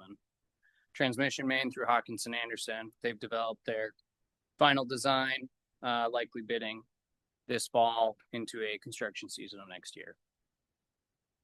And with that, I will take any questions. Ryan, I have a question on the website for your marketing and communication marketing. So you talk about Minnetrist and other cities that have used it. Is that, so it's $12,000, but and then there can be, our website can link to this other website that takes them interactively using GIS. How long does that stay up? Like, what's the start end to this option, Adam? Mayor, I think staff's idea of this was to kind of combine all of the different water treatment projects that the council's working on. So you have well house 4 that's active now, you have well house 3 that you're looking at tonight, and then the next one is the South Central water treatment plant. So kind of telling that story of all 3 of those and giving tools that are outside the capability of our website in terms of GIS, water modeling, things that will be more interactive for users of this website.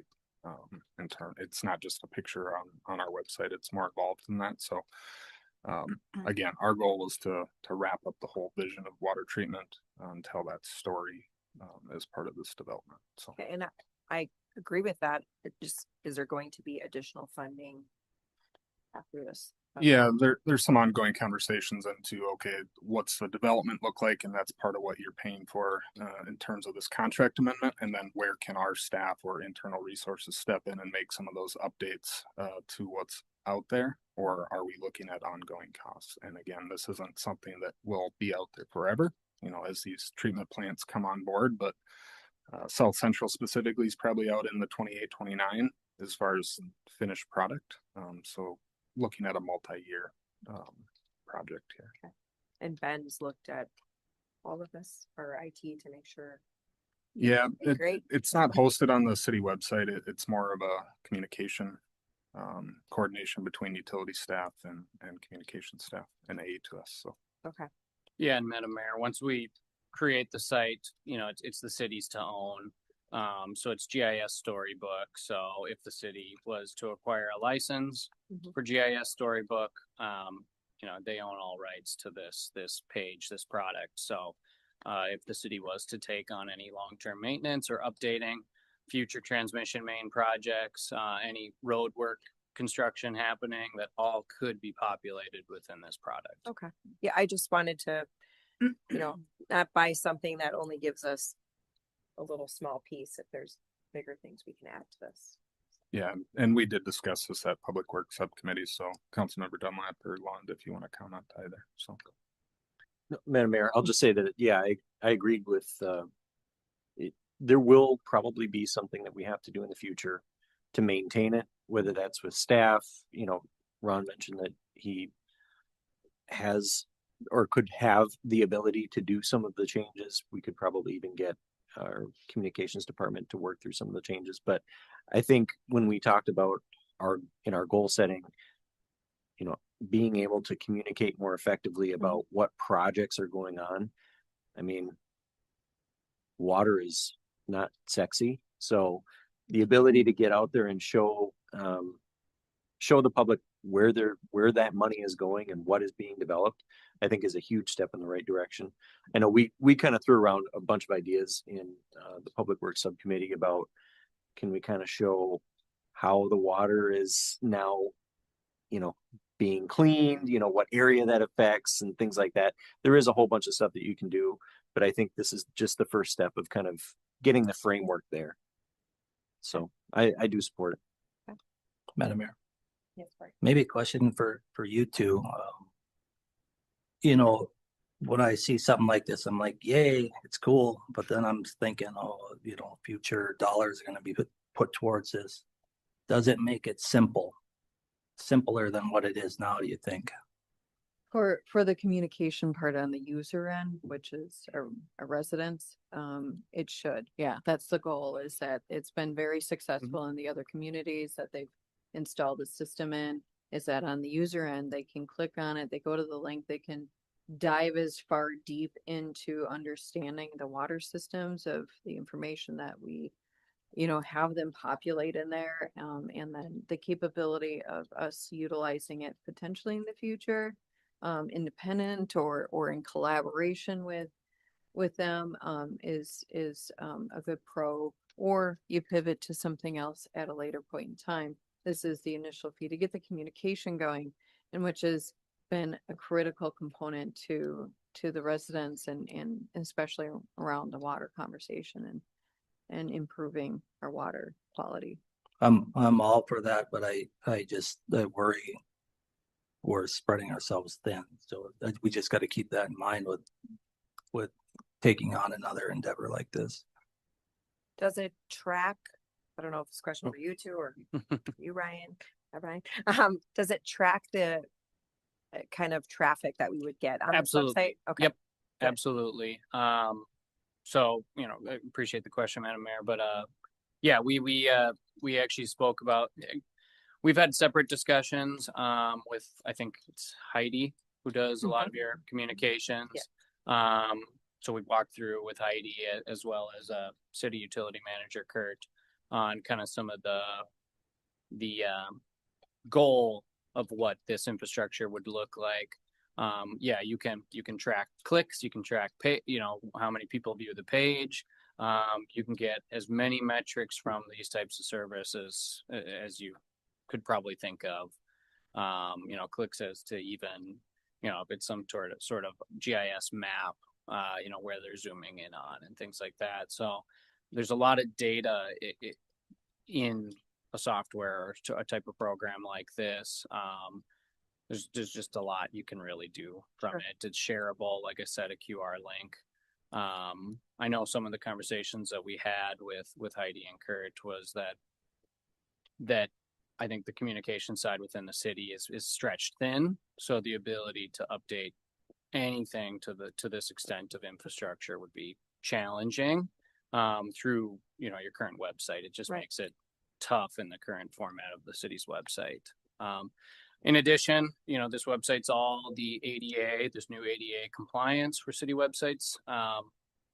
Everything on Story Map is ADA compliant as well. So we'll be following all guidelines and regulations. I mean, obviously, we talked extensively at the council of being more critical of ourselves to making sure that we're getting more communication out to our residents. And so that's why I just want to make sure that we're not just putting something up that isn't measurable or isn't like, if everybody's looking for this one thing, that means that we haven't communicated that story. So we need to then take that information and get that out to the residents somehow. So.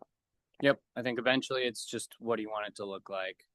It's could try to duplicate the city's website formatting, or you can try to create a new type of product. It really can do, whatever you want. And Sure. I'm by no means the creative type when it comes to marketing and communications. So I would leave that to the other teammates within our company, and they are incredible. They can do a lot within a very short period of time. They've done this for many other cities in tough situations like Woodbury with some of that Forever Chemicals, and it's been a very valuable tool for communication and just communications with their residents.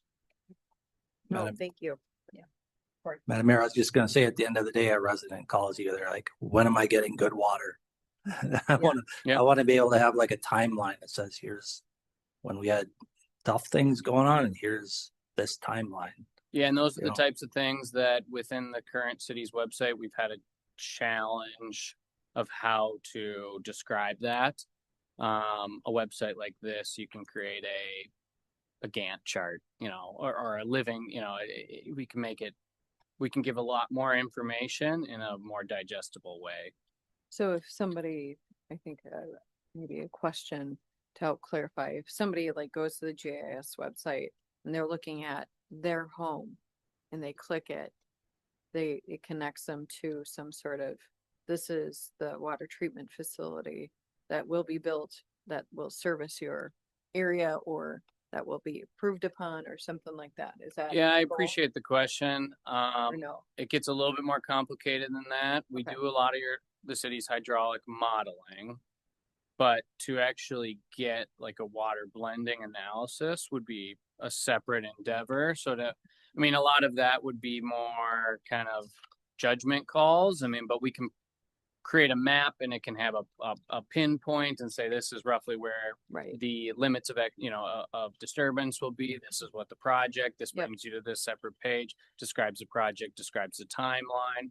If you want to populate drone photos or drone flyovers, if you want to populate, we're coming here for construction services amendment. So if you want to populate some of my staff's RPR photos, on-site photos of concrete pours, things like that, this is kind of the one-stop shop where you can kind of populate all of that, which it's challenging in kind of the city's HTML format, where you just got a bunch of photos and a list. This can you can make flip books, you can do whatever you want done here. It's just more digestible. Doing other things like that, unfortunately, would be a additional service. Got it. Thank you. Mayor? Yes. We do have those maps that show, when water treatment plant number 4 goes in, where the treated water can reach to. When we put in water treatment plant number 3, how far it extends again. And then when you put in the South Central, they have maps that show. Yeah, we've made maps, but we'd have to look. I'd have to see where they're at, to be honest. We did some blending analysis, but I can't promise they're at the state that you're picturing. But we can. I'd have to look back. That wasn't a stationary photo, and people can identify roughly where they are. I think is probably just fine. I was just wondering. Yeah, I think once South Central is in, plus the other 2 in the west, that you're pushing water down to the lower area in the east that will have, most of the city covered, especially during the winter when the amount of water that's required to keep up with the city needs. In the summer, it becomes more of a challenge to keep up. And then some of the eastern water, it may not be fully treated as much as it would be in the west, just because of the locations of the treatment facilities as they're going in. Sooner or later, of course, the whole city will be using treated water. The whole city that's on the system. Correct. Yeah. Yeah. Yes. That's what- I want that, because sometimes people get a little confused by that, so. Yeah, and I think, Madam Mayor, it would be good to get feedback on that. And we can create the website without publicly posting anything. We can share the QR code with this council before it's shared with anyone else. And we can make tweaks before it goes live. So if there's information like that, that would be beneficial to the community, it's easy enough to implement at any time, easier to do it before it goes live. Sure, great. Yeah, I would think that we would all like to take a look at it before it goes live, so we're not sent an email or a question as we're out and we haven't even seen this, or else it went live at the same time. So yeah, you could share it with us, that would be great. Yeah. Madam Mayor. Yes, correct. One question I had, because I not really been part of the water thing much last couple of years, but regarding I guess the construction services amendment, can you tell me a little bit more about that? Sure. Yep. Which portion related to the water plant? Yeah, I guess page 6 or slide 6. Yeah, so this is construction services amendment maybe isn't the best way to word this. I would say that this is as a engineering agreement amendment that includes construction services. So construction services is included for the drinking water treatment plant, as well as some work related to the well. In addition to this amendment would be the communications and the INC controls and programming. So is there something specific that you'd like me to break down scope wise, or?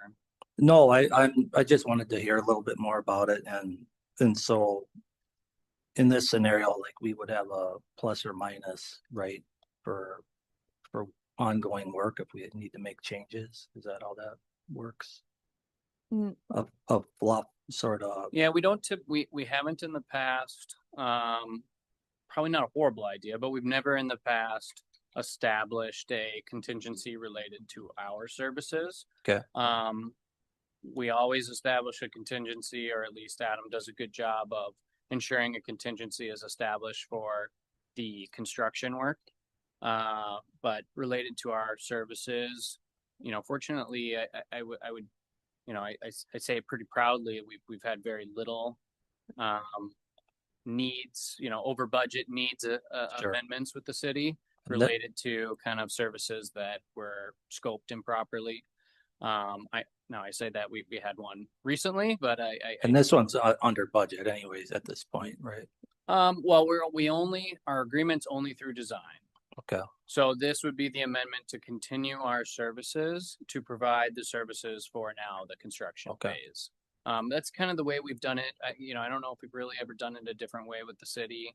To be honest, it's the more ideal way to do our projects when we give you a price day one and construction doesn't happen for 2.5 years. It's really hard to stand by that price if anything changes in design.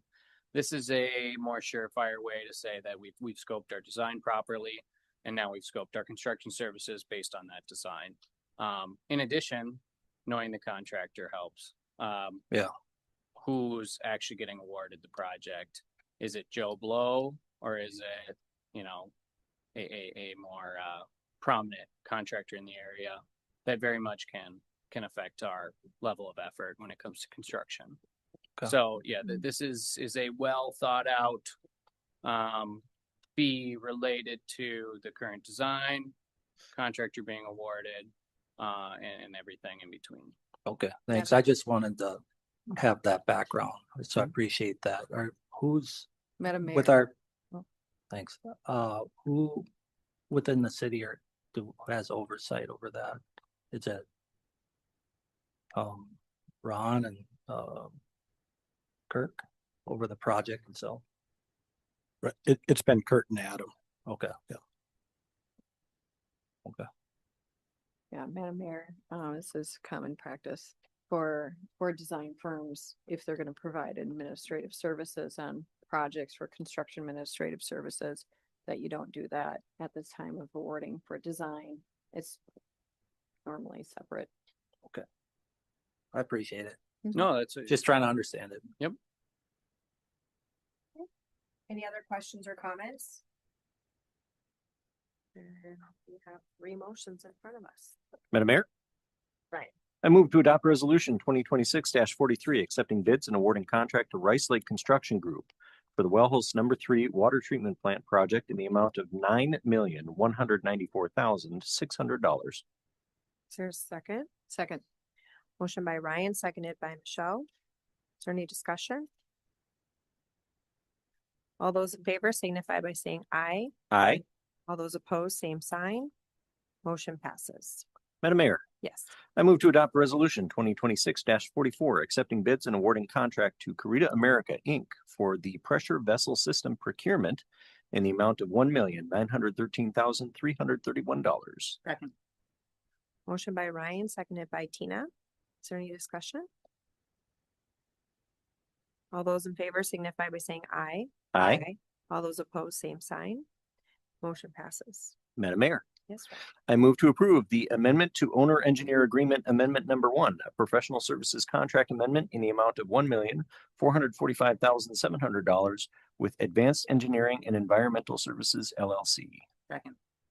Motion by Ryan, seconded by Tina. Is there any discussion? All those in favor signify by saying aye. Aye. All those opposed, same sign. Motion passes. Thank you. Thank you for coming. Appreciate it. Council. Great. Next item is item 6.1 that Ryan pulled item 3.3 down. Yes, Madam Mayor, I oppose this action because our city is able to receive excellent service from our existing contract providers at a price point that is cost efficient for the taxpayer. If approved, the total cost for owning a fire department will increase to $21,790,713.70, an amount that would have covered 15 years of fire service contracts. Motion. Corey? Madam Mayor, make a motion to approve pay application number 17 in the amount of $1,131,856.64 for work completed on the fire station project. Second. Second. Motion by Corey, seconded by Tina. Is there any discussion? All those in favor signify by saying aye. Aye. Aye. Aye. All those opposed, same sign. Aye. Motion passes 4-1. All right, we are under city council reports and updates. First item is heritage preservation. Corey. Thank you, Madam Mayor. I'm gonna validate with Dan here, but our next meeting, the date got moved and we also couldn't take advantage of the tour this last meeting because of the parking lot work going on at the fire station. So it's June 10th? Correct. At 6. Yep. Mayor, they'll tour the fire station at 6 o'clock. Okay. Interim Chief Scott said it's advantageous because all the furniture will be in and it'll be essentially complete at that point. So they'll get to see it finished. This, the last meeting we had was a lot of fun because we had the time capsule and the ladies were putting the different stuff in the time capsule and trying to stuff it all in there. So Did it fit? Barely. Was a time capsule that's like duct taped up. No, they actually assembled it with screws and Oh, okay. everything. Yeah. So I think at some point they would like to have it put in up here at the Prairie Center in the glass, but I don't know if they necessarily want to have a public thing about it, maybe just a picture with the mayor. Okay. Yeah. So I gave him an iPhone. That was my contribution. It made it in there. All right, good, good. Thank you. All right, next is Park and Recreation. Michelle. We had a great turnout for the Touch a Truck event. That was the most recent event, the most recent meeting. Was canceled, yeah, thank you. Yeah, yeah. that's it. Perfect. Next, Planning Commission, Ryan. Madam Mayor, the commission met last week recommending approval on items that we discussed earlier tonight. The next planning commission meeting is scheduled for June 15th. Next is Public Safety, Tina. Public safety, lots going on. We'll skip to the captains. There were approximately 27 captains, not narrowed down to 9 that were interviewed. I don't know what it came down to, Adam, but that was on the 14th. I know things have updated since then. Discussed a lot about the part-time fire volunteers coming on, when training will be, what they'll be starting with. We're looking for eventually here soon a fire marshal. One is needed, so that is something that we'll be looking for eventually soon. Let's see, fire station progress. Start up on all the equipment Monday, May 18th, which is passed. Asphalt lift and stripe for in, that's done. So if you haven't been over there, the parking lot's in, all the landscaping's in. We're going to start meeting over there in June. So our first meeting in June will be at the fire station for public safety. Let's see, the trucks are done. Pierce, they're done. They're going out in July. The trucks will be delivered. They're going out to do an inspection, and then they'll be delivered in July. And of course, Jim will be going out, our new fire chief, along with interim Mike Scott, Greg, and I believe Larry might be going as well too. All right, we're still under City Council reports and updates. Does anyone have anything? Okay. Moving on to staff reports and updates. Adam. Mayor, thank you. Longtime park maintenance foreperson, Pat. His last day will be this Friday. So if you run into him before then, make sure to give him some well wishes. City Hall work, carpet and furniture installation is ongoing this week. So a little disruptive over there on the second floor, but things are moving along nicely. And then active recruitments for park supervisor and park maintenance positions are currently available on the city website. So nothing further. Thank you. Audra. Thank you, Mayor. I do have a little bit of an update regarding campaign finance reports that we have on the city's website. There was some recent legislative action, and right now staff has taken down all the campaign reports as we figure out how to redact the required information that is no longer available. What was the changes? The addresses for what people put on the reports. We'll find out more next, tomorrow we have training with Wright County. So they'll maybe give us a little more information on what we need to actually redact. So like our addresses were on the thing and they're not allowed anymore?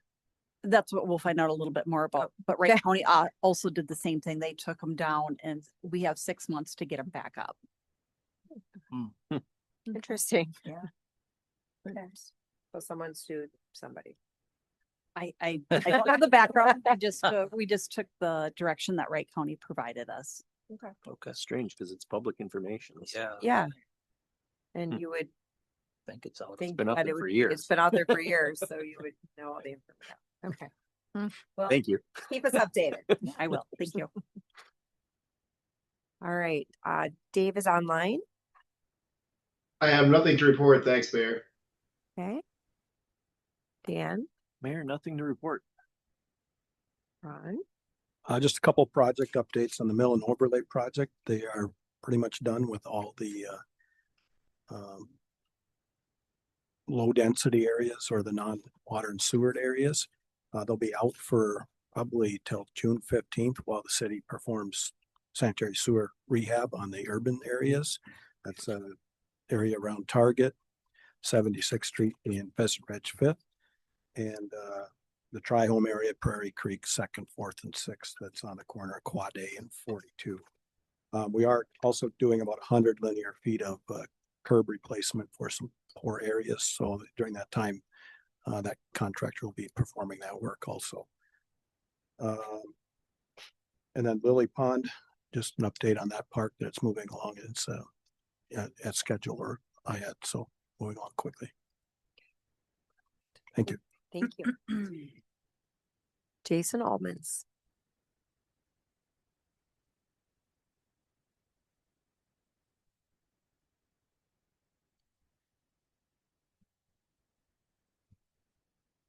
All right, I'll try to rapid fire them off quick here.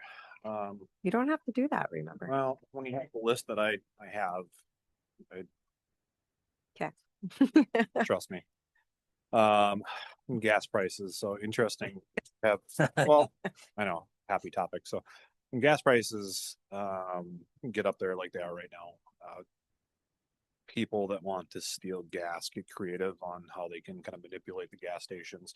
Obviously, most of them, if not all of them in the county, including Otsego, have switched to some sort of either prepayment or having to come inside prior to, or just simply pay at the pump. We find all sorts of different weird stuff. There's we're waiting to find out what the next trend is going to be from a criminal aspect of it. So, whether, obviously people know about, the card skimmers and different RFID scanning techniques. Are they going to be using some sort of fraudulent activity inside the store to have gas approved, $20 at a pump, and then they go steal $20 somehow, or credit card declinations. And so there's all sorts of stuff that will end up happening. I'm just curious what that is going to be. So it's kind of a wait and find out, and hopefully the gas stations can kind of pick up on that quick. But like I said, when gas prices get like this, weird stuff happens, especially when it comes to those diesel. A lot of stuff happens with diesel. Probably more so when it comes to the creativity on stuff than gasoline. So we will see how that goes. We'll try to be updated on that. As you can tell by weather today, it's summer. So a lot of things that are going to be coming with that. I always had my spiel of please lock your stuff because it's coming. It happens every single time it gets nice out, where people are going to be roaming around stealing stuff out of cars if your car doors are unlocked. And if you have garage door openers inside of your unlocked car, people are going to take advantage of that. That has been a trend now for 10 plus years. It's constantly happening, and it happens literally all across any suburb, any city in the state. It happens in Becker, it happens in Otsego, it happens in Minnetonka, it happens everywhere. So people take advantage of where we live and take advantage of people feeling comfortable. With that, the deputies will, on occasion, and this is up to them individually, if they want to drive around in the middle of the night with all their lights on, so to speak. And when I say lights, they're white scene lights is what they're called. So traditionally, if you were to consider some 1980s movies, you got the spotlight kind of thing, and that was really the only white light to search for people, so to speak. We still have those. However, the way Guardian sets up our squad cars now is if there's a light on our squad car that is a flashing emergency light, they also have a program that we can turn it white. So it's just basically a big floodlight. So when you look at our squad cars, look at every single light is on there. Each one has the ability to turn into like an individual spotlight. And so we call them scene lights. And so on occasion, the deputies do like to drive through neighborhoods, parks, etc. with all of that going. It lights things up pretty crazily. So that's not necessarily we are looking for something specific. It may just be the deputy wants to have some extra light to see or simply be seen by somebody that's out and about. So something to not necessarily be alarmed of. Some people do call like, hey, why are there squad cars driving out with all their lights? Who are they looking for, so to speak? Like, we're just looking for anything and everything, so to speak. Again, that is up to the individual deputy. If that's how they want to do their strategy and drive around the entire 12-hour shift with the lights on, more power to them. If the deputy simply wants to come through and they turn it on and off as they go by a park or a certain area of interest, great. So something to be aware of. That being said, again, I've always encouraged, the squad cars getting off the beaten path instead of just taking, as much as we have traffic issues on all traffic complaints at this time of year with everybody opening their windows, we get the complaints. County Road 19, County Road 39, tons of complaints that are happening on both those roads. So the deputies try to get out there and hammer that. At the same time, the issues that we see during the summer are things that happened on 77th Street or on Rawlings Avenue or a Parkington. That's where we're seeing. So we're trying to balance that, or we're trying to handle the traffic complaints, but we also want to balance that with getting into the neighborhoods. So I would like to encourage them to make sure they are getting out into the neighborhoods, as well as get on the parks, go drive on the trails. We'll deal with Nick Jacobs being frustrated with us if we, run over grass or something like that in the park. I can go apologize to him. He's been pretty understanding with some of that stuff. So you will see them out on the paths. You will see them out in the parks, especially at night, because that's where we're having the issues. Finally, as far as the summer stuff goes, I did get a report from one of our supervisors that is in charge of our water patrol. They have somebody scheduled pretty much the entire summer for every single day, weekend or not. Somebody should be on in some capacity for water patrol, which is a big deal for response times. Obviously, we have a ton of lakes, especially on the west side of the county. I think we have 290 lakes in the county that are named. Sorry, I'm testing myself. I should know that. So yeah, we have a ton of lakes in the county, so we got to do the patrol side of things, but as well as it's really nice to have those guys with the expertise of all the equipment and everything like that to be out and about for water emergencies and stuff that may come up. So some of the other things on my list are kind of boring, unless you guys really want to hear about probable cause forms and how we interact with those on weekends. No, that's pretty boring, but exciting for the deputies, but not for you. Is it something new for you guys, or? It's just a form that we are eliminating 78% of the time. Oh, yay. Oh, It's very exciting. That is exciting. It is. Yes. So, yay. So it was on my list, and I was like, that's more for the deputies, not for city council. So, so that is all I have, unless you have any questions. All right. Does anyone have anything? All right. Thank you. Thank you, Sergeant. Thanks, Thank you. All right. If no one else has anything, then a motion to adjourn would be in order. So moved. Second. Well, that was close. I'd say it was motion by Tina, seconded by Corey. We both said at the same time. So. Michelle, you heard it. All right. Is there any discussion? All those in favor signify by saying aye. Aye. All those opposed, same sign. The meeting is ended. Thank you all for attending this evening.